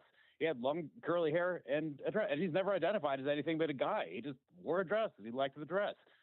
I just remember the guy on MASH with the Section 8. I mean, the guy on MASH who was always trying to get mentally discharged from the military for wearing dresses and whatever else it was. And maybe that's an outdated way of thinking of things, but I'll tell you this, Ben, is that a regular person does not say, I want to cut something off to solve my mental health problems. Can we agree with that? I mean, I think you do need to distinguish between like cutting in the sense of self-harm versus, I mean, do you think that adults who identify as trans that want to go through this a full sex change surgery, do you think that's mental illness? Because that's cutting. I mean, heck, I went through a cutting. I was a partial liver donor. That was a cutting. Okay, hang on a second here, okay? By that logic, you're going to say somebody with cancer who cuts something else, that's a cutting. No. One thing is for somebody's health, and one thing is not for somebody's health. Now, if you want to say, well, I made myself less healthy by donating this organ, yeah, we could have that argument here. But I do think that we are not addressing the mental health things, and the studies are showing is that this does not fix the people who are suicidal. In fact, it actually makes it worse. So that's one of the reasons the American Medical Association and so many others are backing away for this for the kids. Bennett, I really enjoyed this conversation. This was a good one. Appreciate you being part of the show. You want to be part of the show, you give us a call or text at 206-421-5757. That's 206-421-5757. Oh, I do like this text here. This is great. This one here from the 425. Ari Hoffman, you are so good looking. Well, thank you. I made that joke during the contest. And those of you, by the way, who are texting in recipes for the Turd Ferguson. Okay, this is a whole nother level. Kevin, they're creative over here on the text line today. If we were going to have a drink called the Turd Ferguson, these are actually kind of funny. Vodka with creme de cacao, coca. I can't even say English today. I've been out in the sun too much. And half a Baby Ruth bar. Boo! Boo! That's bad. Don't do that. Or a duck fart. Have you ever had a duck fart? Long time ago, yeah. We get those when we're out skiing. Layered Kahlua Baileys, right? Yeah. I love that kind of stuff. Kahlua and a Tootsie Roll? No, people, no. We are not making this drink. You're all very funny, though. You are all very entertaining. They're also making drinks that are just god-awful sounding, yes, right? I don't want to have any of these. Well, actually, the duck fart, I kind of like it. Yeah, which I understand, like, why you'd want to make it an awful drink as well. I get that. But also, we got to sell these things. Right. Just get a mudslide. Call it the Turd Ferguson. Get an old-fashioned. We'll have an old-fashioned mudslide called the Turd Ferguson. That's good. Yeah, I think there is a drink called, which is the old-fashioned, but we gave it a clever name, or they gave it a clever name, something. Was that the executive order? Something like or that, the commander-in-chief or something? Yes, exactly right. I do like that one. Yeah. I mean, it's got to be drinkable. You know what I mean? Like, oh, you're going to love this. Last night, I take my wife out for drinks. She's got a birthday coming up, but she's going to be out of town for the birthday, so we celebrated last night. So what's funny is we go to this bar, and it was the Hyatt Regency out on Lake Washington, the one over in Renton. And I look through the cocktails, and usually I'm going to find some variation of an old-fashioned. They had one that was infused with bacon. And you know me, I'm always like, I can pretty much have anything if it's alcohol because there's no kosher. It was infused with bacon, and it had a bacon strip that went in the drink. And I'm sure that's very creative. I see somebody else in your booth is very excited about this. But what's funny was, before I read the full details of the drink, I'm like, well, this sounds delicious. I'm just going to get it without the bacon strip. And then I'm like, oh, wait a minute. There's like meat infused. It's like marrow infused in the old-fashioned. I'm like, oh, this is as we say, glot trafe. I cannot have this at all. This is This is bad news. But anywho, I promise you it will be an amazing drink menu for the show. Now, aside from drinks called the Turd Ferguson, I'm going to put something else out there. I want to have a little contest today with no prizes to give away. So I have to make a correction on the show. I have to make a correction. When we get something wrong, I have to make a correction. I said that my car tabs were 5 years out of date, and I was wrong. They are not 5 years out of date. It turns out they're actually only 3 years out of date. Why are they 3 years out of date? Because I forgot that in the meantime, I got a new car, and you have to register your car. So I got the new car, and I haven't paid my car tabs since then. But a lot of you have been sending me that yellow card you're getting in the mail that says, hey, you got to renew the car tabs. This is new. Usually what happens is they send you the white piece of paper and it's got all your information. Here's the credit card and here's where you go. Now you're getting these yellow cards in the mail. And you guys have been blowing up my inbox with these yellow cards. Like, look what I got, look what I got, look what I got, as a reminder. And we've been having the discussion of the legislation out in Olympia about, well, if you don't register your car, now they can tow it from the street. If you register it out of state, now they can arrest you. We've been having these conversations. So I want to have a little contest on the show. I want to know how long it's been since you registered your car tabs. Since you paid for your car tabs, renewed them. Can you beat me? You text us a picture at 206-421-5757 or just text us the year, 206-421-5757, or give us a call at 206-421-5757. From the text line from the 206, Ari, when a biological boy believes he is a girl, why is the answer always affirming? I've never heard of a single case where a boy who thought he was a girl was prescribed testosterone instead. If you run out of gas 5 miles from the last gas station, why walk 95 miles to the gas station in front of you instead of just going back to the obviously sensible gas station 5 miles back? Interesting analogy. Rob in Port Orchard. Okay, guys, no more with the Turd Ferguson drinks. You guys are... Rob in Port Orchard says literally anything with a squirt of Hershey syrup. You guys are gross, but funny. I love all of you. Meanwhile, switching gear entirely over here, according to Como News, anti-ICE activists want city leaders in Tacoma to take a bolder stance against the federal immigration enforcement crackdown and to revoke the business license for a detention center that holds detainees ahead of deportation proceedings. The activists also want clear statements from council members that Tacoma wants agents with immigration and customs enforcement to leave the city. This is the new defund the police, guys. This is all this is.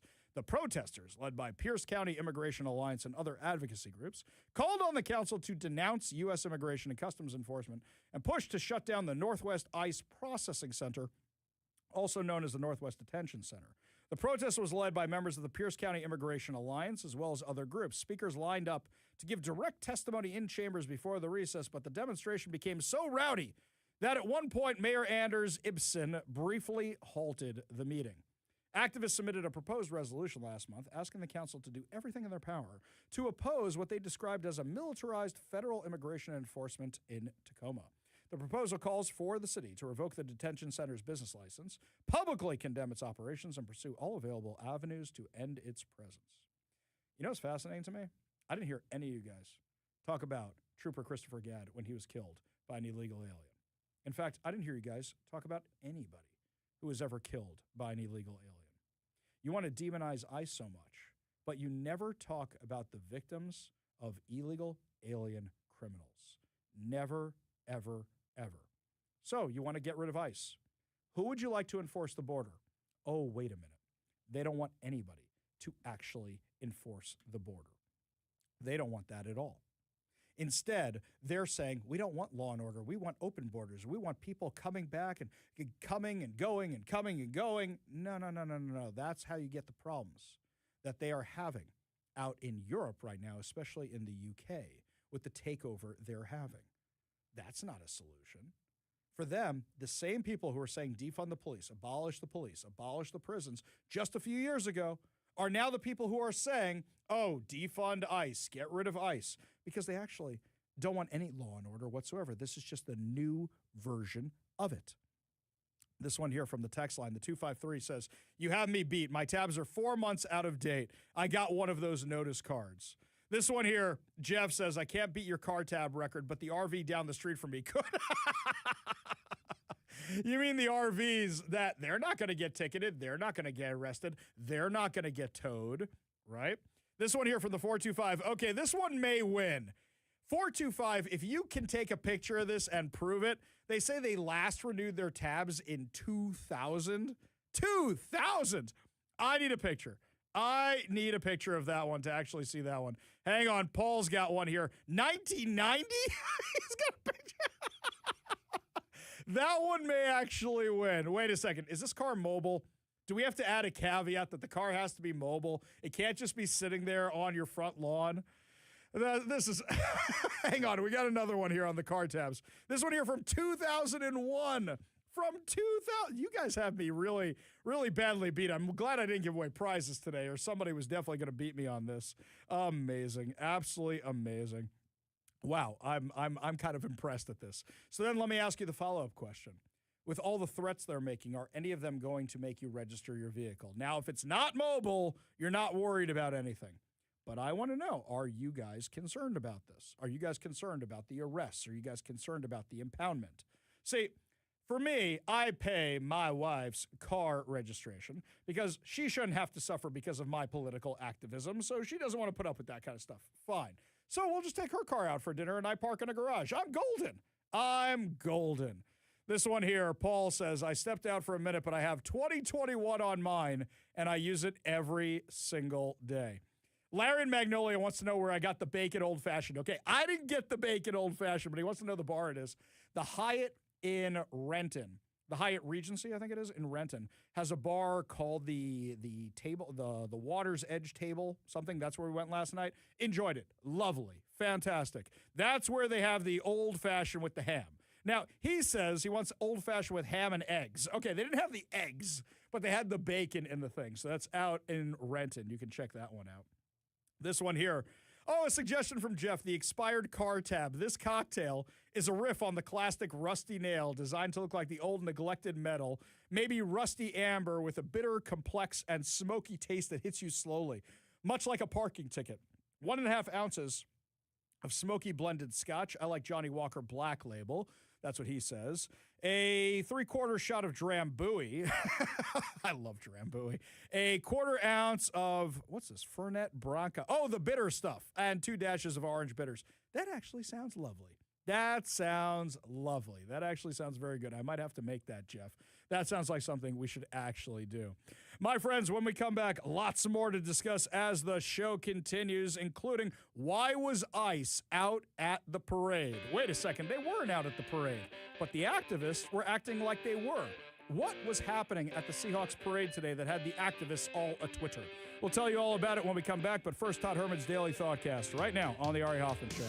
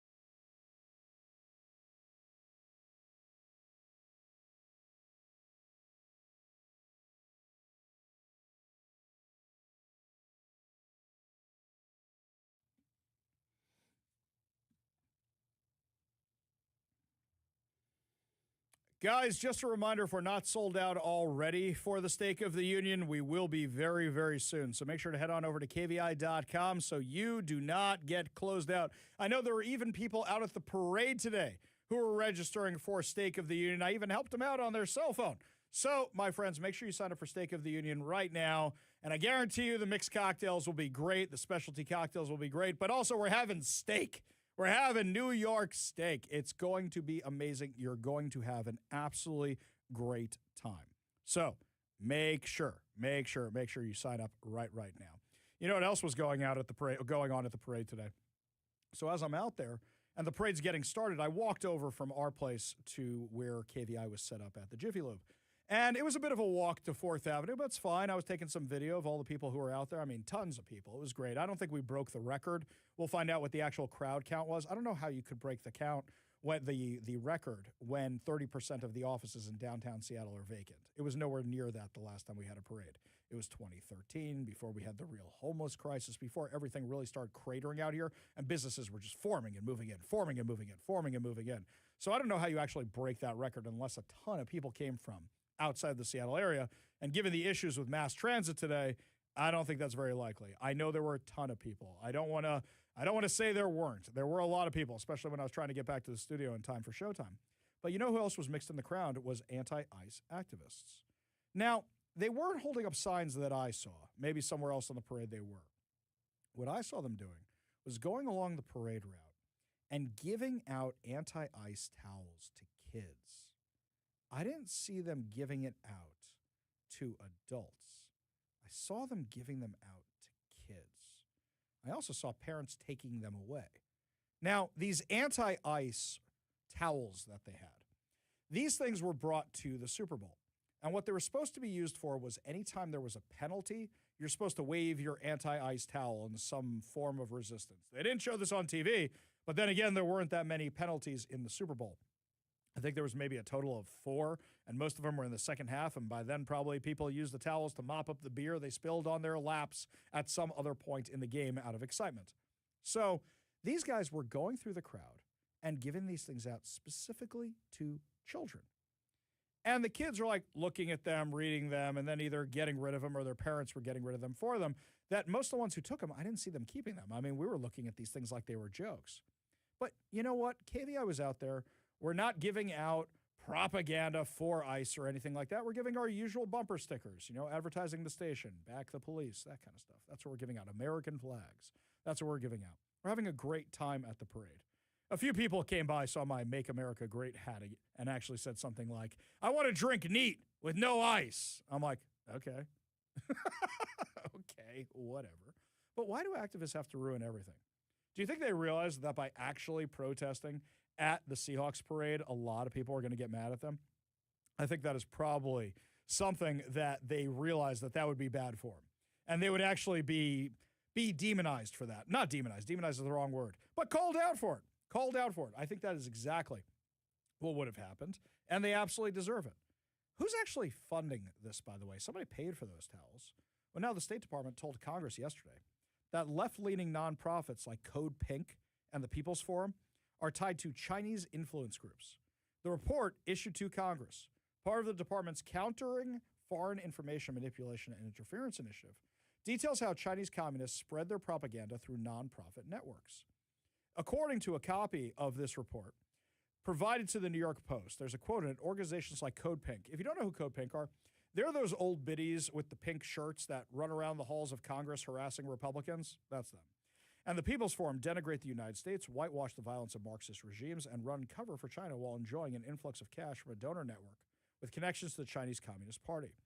Undersecretary of State for Public Diplomacy Sarah Rogers said in a statement provided to the New York Post, the State Department will pursue complete transparency for the donor and non-government organization networks that lobby for our adversaries. Surely you mean adversaries, dear boy. And seek to weaken the resolve of the United States. The report also cites groups linked to the so-called Singham Network, nonprofits funded by tech mogul Neville Roy Singham. His wife is a co-founder of Code Pink. And Singham, an American living in China, reportedly works closely with the Chinese government media machine and is financing its propaganda worldwide. Chinese diplomats, state media, And pro-China influencers use social media, content sharing agreements, and local partnerships to publish pro-CCP propaganda. According to the report, China invests in public diplomacy exchanges, reporting tours, and educational and cultural initiatives to boost its image. According to them, China, Iran, and Russia aggressively use state media, proxies, and digital platforms to spread propaganda and falsehoods, undermine U.S. credibility and policies, and expand their influence. Hey, where are all the Democrats in this? Aren't they the ones who are always talking about the propaganda, about Russia, Russian propaganda? They don't care when Trump's not involved, right? Code Pink, founded in 2002 as an anti-war group, runs a working group called China is Not Our Enemy, which encourages Americans to travel to China. The State Department noted one trip where participants studied revolutionary history. Oh, great. And toured villages transformed by poverty alleviation programs. A participant later said the trip convinced him to defend China from our government's aggression. The nonprofit has also hosted webinars praising the Chinese Communist Revolution, including one where an activist described it as a path forward to liberation. The People's Forum in New York also praises the Chinese Communist Revolution and studies it as a model for leftist activists in the U.S. The group once hosted a 3-part lesson on revolutionary processes and has organized pro-Maduro protests, according to the report. These sound like really fun party people, don't they? And yet, now you have these organizations funding them to undermine the United States, and these wackadoodles are running around the halls of Congress. My favorite is when Marco Rubio actually called them out for the fact that they were supporting Hamas after October 7th. And he said, I want to make sure you get this on tape. And he called them a whole bunch of vicious monsters, and they got all mad at him for saying that. Yeah, that was one of my favorite things involving these wackadoodles. Speaking of wackadoodles, by the way, we just found out that Catholic organizations are now calling out the woman who got fired from the Trump administration's task force. When we come back, my friends, we're going to tell you what these Catholic organizations say, because it's really, really awesome that they are calling her out. We'll have those details for you when we come back. You're listening to the Ari Hoffman Show on Talk Radio 570 KVI.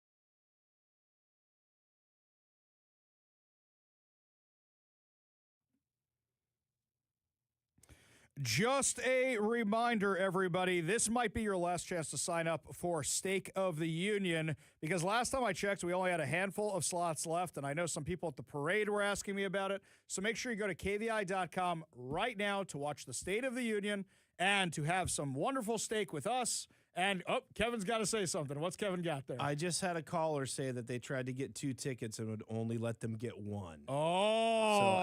So we might be at that level And now. I don't know if he got that ticket, but I explained to him we don't see the numbers. It's through a third party, so it's quite possible that there's only 1 ticket left. It could be. So, caller, whoever you were, make sure you buy that last ticket because we might actually be sold out. Just one more update for you on a story we did a little bit earlier about Carrie Prejean, the former Miss California. Well, now the Catholic League is calling her out, saying she does not run a Catholic organization, has no Catholic credentials as an author or instructor, and indeed represents no one but herself.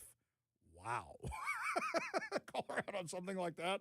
Yeah, I think she just did all this for the social media attention. Well, something that is fun today, a distraction from all the craziness of politics, was the Seahawks parade. And our favorite senior parade reporter for Northwest News Radio is now in studio for us. How many times do I have to say it? I identify as a correspondent. Okay, our senior parade correspondent, Jeff Pogula, is in studio right now. Typically, I am a political reporter. Yes. We've got the Northwest Politicast we air every weekend on our sister station, Northwest News Radio. And shameless plug, you can find anywhere, wherever you get your podcasts. Yes, that's fine. That's why we have you on the show. But I figured I'd bring politics into Seahawks. Wait, what? Talk about that. We brought you in for just sports today. Well, you know what? It's a political talk show, isn't it? That's true. Fair we can enough. do that. All right. The victory parade might have wrapped up, but the celebration of the Super Bowl win continues down in Olympia. As you know, the Super Bowl always happens sort of the first, second weekend in February, which is always when the Washington State Legislature is in session. So, revived from last year was House Bill 1759, designating December the 12th as Day of the 12s, 12/12. Cute. So, I like that. A resolution to honor Seahawks fans. It's my birthday. So, That's hey, my well, there birthday, you by the go. way. So, but they were debating it on the House floor today, and it led to some division among Republicans. Are there further remarks? The member from the 6th, Representative Volz. Thank you, Mr. Speaker. I really appreciate this as a lifelong Green Bay Packer fan to bring forth this resolution honoring the great number 12, Aaron Rodgers. I think. Point of order. The member from the 15th, Representative Corey, please state your point of order. The good member is not speaking to the actual subject of the bill. Go Hawks. So anytime I can bring in Robert's Rules of Order, I'm a happy guy. Yes, we know that. Ultimately, that's a sport for you. Absolutely. Ultimately, the bill passed with the support of Representative Volz, despite the fact that he's a Green Bay Packers fan, which, my family's from Minnesota, so there's an extra layer of, no. But, and nearly every other member of the House. So the measure now heads to the Senate for consideration. Excellent. Okay. But that's not the only piece of audio. Oh, there's more drama. Oh, yes. You remember Representative Jeremy Default? He had something to say on debate on the bill. A friend of mine won 2 tickets to see the Seahawks in the Super Bowl. The only problem was his wedding was scheduled for the same day. So last week I got a text message from him, and it said, "Is there anyone willing to take my place? She makes a lot of money, and she's a really good cook." As you might imagine, there were a fair amount of groans on the floor of the State House of Representatives, a couple of laughs. Yeah, I like that. That's good. That's good. Everybody still married? Okay. For the time being, I think divorce proceedings take more than a couple of hours. I don't know. We're not California. I mean, those things happen right away. Crazy stuff. But yes, I was down there covering the parade today. Yes. We haven't, at least I haven't seen an official estimate on the crowd size. But in 2014, the last time the Seahawks won the Super Bowl, it was about 750,000 attended the parade and rally in downtown Seattle. Organizers this year were expecting closer to 1 million. Right. We don't know if we actually got them. I was discussing this earlier on the show. I don't know how you can hit a higher number when you have 30% office vacancy in downtown Seattle. I don't...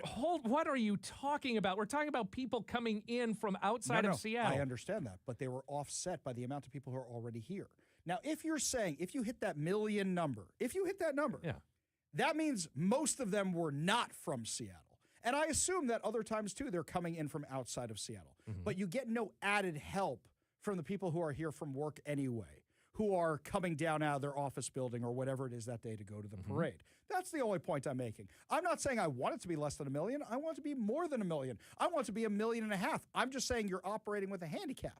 That's all I'm saying, like a golf game. I mean, you're talking about people who are attending the parade, not the number of people who are in downtown Seattle. I know, So but like we saw people. Where were you for the parade today? Which part it of the depends. route? I was at Lumen Field for the start of it, and then... So wait a second. Stop right there. Tell us about that. You were there. I wasn't there. Tell us about being at Lumen Field. Forget crowd counts. Okay, Tell us what all it right. was Well, like. I'll Yeah. start with the crowd count. About 50,000 people at Lumen Yeah. Field for the trophy presentation. Not the 70,000 you typically get for a game because they have to put a stage out and part of it's shut off.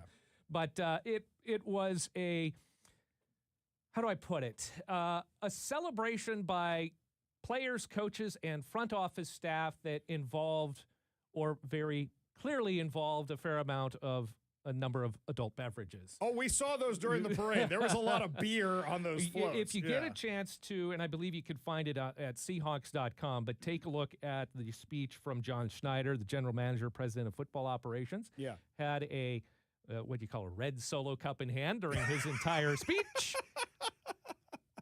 Can't say what was in it, but I'll you say can this. assume. By the time he got to us, and we were closer toward the end of the parade route, it looked like he already had the contents of multiple red Solo cups by the time he showed up. He was having a good time. He to was say the having a least. great time. In fact, I was texting a friend of mine who is a huge, diehard Seahawks fan. Said, "Well, it looks like John Schneider is might be a little tipsy, celebrating a bit much early on." The response was, "Just as long as he's sober on draft day." I heard rumors that he had the new Turd Ferguson drink. And That's what was talking about earlier. No, but you know we're poking fun. It's all in good fun. But there's no question that the GM of the Seahawks, John Schneider, has done a phenomenal job in just a few years. The turnaround. Yeah. I mean, it's crazy. Yeah, and you know, to bring in Sam Darnold as the quarterback, you know, you bring in Mike McDonald as the head coach after you part ways with Pete Carroll. Here, I'm talking like a sports reporter now.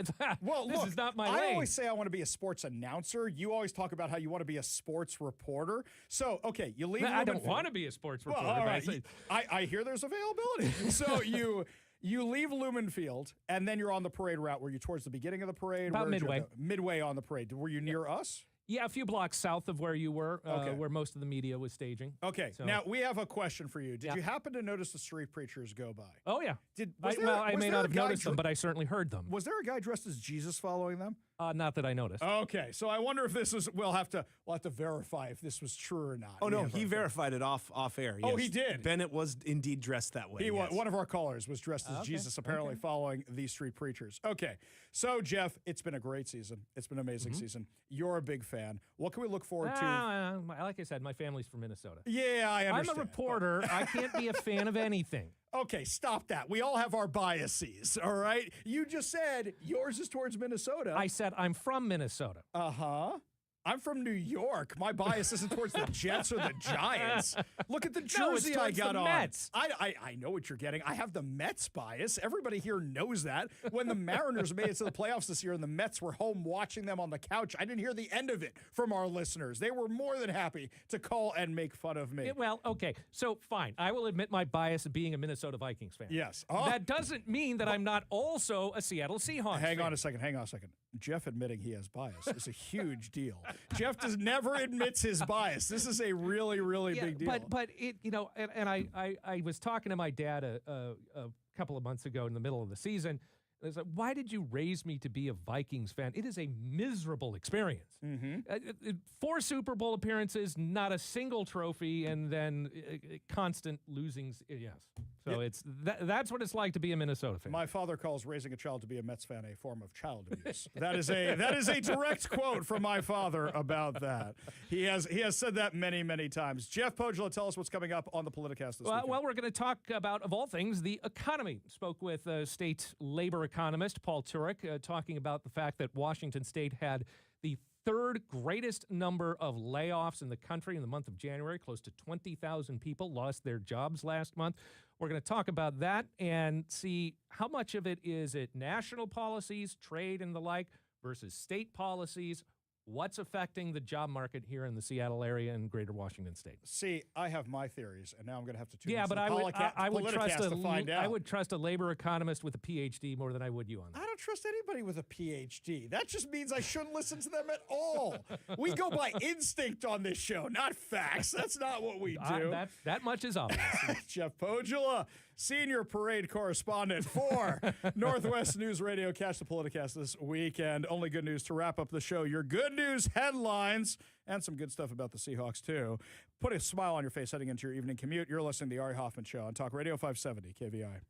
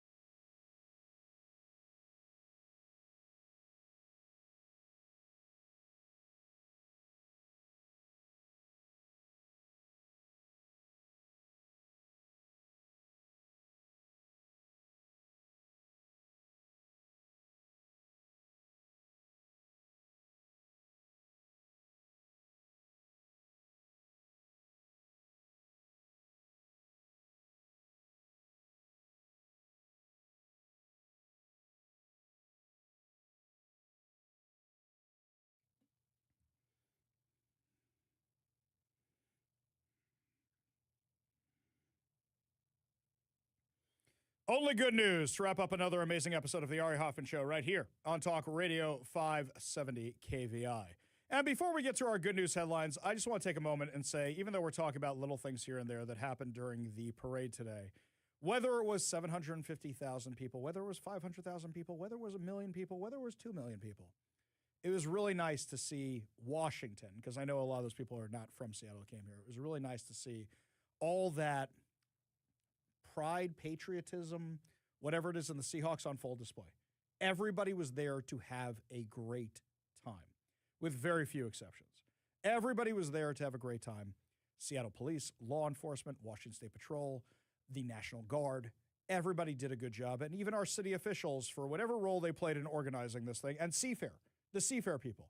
It was a beautiful, beautiful event. It was mostly on schedule, too, even given the tons and tons of people. So I just want to say it was so much fun being down there.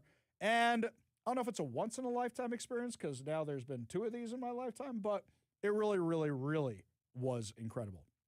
And I want to say it was so nice that so many of you came up and visited us. It was really nice to see so many of you, meet so many of you in person. It was really a lot of fun. Now, sticking with the Seahawks fun, by the way, I don't know if you saw this story yesterday. Como News had it. Seattle Seahawks quarterback Sam Darnold brought the Super Bowl excitement back to the Emerald City with a unique celebration. Fresh off the Seahawks Super Bowl victory in Santa Clara, California, Darnold worked a special shift at the first Raisin Cane's restaurant in Seattle on University Way Northeast. The Tuesday event offered fans a chance to join the celebration, get a sneak peek at the highly anticipated restaurant opening on February 17th. By the way, the fact that he did this in the college part of town, that's really, really kind of cool. During his shift, he engaged with fans, served chicken fingers to a lucky few, and had a little press conference. By the way, he's a class act, an absolutely class act. They asked him about his previous team, the Jets. He could have bashed the Jets, and he would have had every reason to bash the Jets. Instead, he said this. Biggest thing, that's all you can ask for as a player is to be, feel supported, especially by the team that drafted me. And, I always look at myself and feel like I could have done a lot more for that franchise when I was there. And the fact that they're able to support me even through that means a lot. Class act. Class act. That was really, really nice. While this was not an official meet and greet, select fans in line had the opportunity to be served by Darnold at the counter. Throngs of people gathered outside the restaurant, donning Seahawks garb and chanting in support of Darnold and the team. The event also featured a special moment in the parking lot where Darnold addressed the crowd, ensuring everybody could partake in the celebration. Now, here's the thing. I didn't see Sam Darnold today. Was he walking? Where was he? Because we saw the buses and the troop carriers and everything go by. I didn't see him anywhere. I guess we missed quite a few because I guess Sherman was there too. I didn't see him. I think it was depending on what side of the bus and how many people were on the bus and that sort of thing. Because I talked to some people who were standing like pretty close, and I don't think any of them were walking. There are a few of them were walking. Some people were walking. I don't know if someone he was told me that Darnold was not. Okay. So how do we miss that dude? I don't know. I had the camera zooming in on all. I got all this video I haven't posted yet. It was pretty cool. I don't know how he missed him. Also, I don't know how he missed Bob Ferguson and Katie Wilson, who apparently boarded the buses, but those were the buses with the black windows that you couldn't see who was on them. And did you notice they were electric buses? No. I noticed that too. Oh, we're so eco-friendly. I did like the people who climbed up through the hatches on the buses or were hanging out. By the way, I didn't recognize half these people. And I know I'm not the biggest fan of the Seahawks, so I'm not going to know them. But I'm like, you are definitely not a football player. Who are you person up there? There was a ton of, they must work in the front office. It must be something like that. When they were up on the bus, I think Zach said something like, the bus driver's like, get down from the, like we all had in school. Yeah. One time I tried to do something similar to that. My buddy had a van, like an old Chevy cargo van or whatever. And during our senior year when we graduate, we do this drive around the school or whatever. And I had the great idea of getting up on top of the bus, just like in the movie Teen Wolf. Sure, let's surf. A little surfing up there. Way harder than you expect. Very scary, man. Very scary. Not my jam. Like those crazy kids in New York who think it's a good idea to do that on top of a subway. No. Really stupid. Really, really stupid. Yeah. But anyway, looks like everything went off without a hitch. Really wonderful job to everybody who carried out that parade today, who had anything to do with the parade today. Was lots of fun. I had a great time, and I'm not even the biggest Seahawks fan. It was really just a lot of fun being down there. This has been a really great time for Seattle sports. The Mariners making it to the playoffs. Maybe they'll do better this year. The Seattle Seahawks with the Super Bowl championship. Really a lot of fun. I still don't have the answer to this question. Where's the Lombardi Trophy going? Last time it was kept at the Mopop. I wonder if it's going to be there, if it's going to be somewhere else. I saw it for a brief flash going by off the back of one of the trucks, whatever it was. I saw it for 2 seconds. But anyway, just amazing. And it was so great to see so many of you out there today. Really just a lot of fun. And I'm so glad so many of you came out to say hi. We had a great time. It's really special anytime your home team wins a big game like this. So really just a lot of fun. That's going to do it for us today, but fear not, my friends. We will be back tomorrow with more insane stories and more exciting guests. You've been listening to The Ari Hoffman Show on Talk Radio 570 KVI.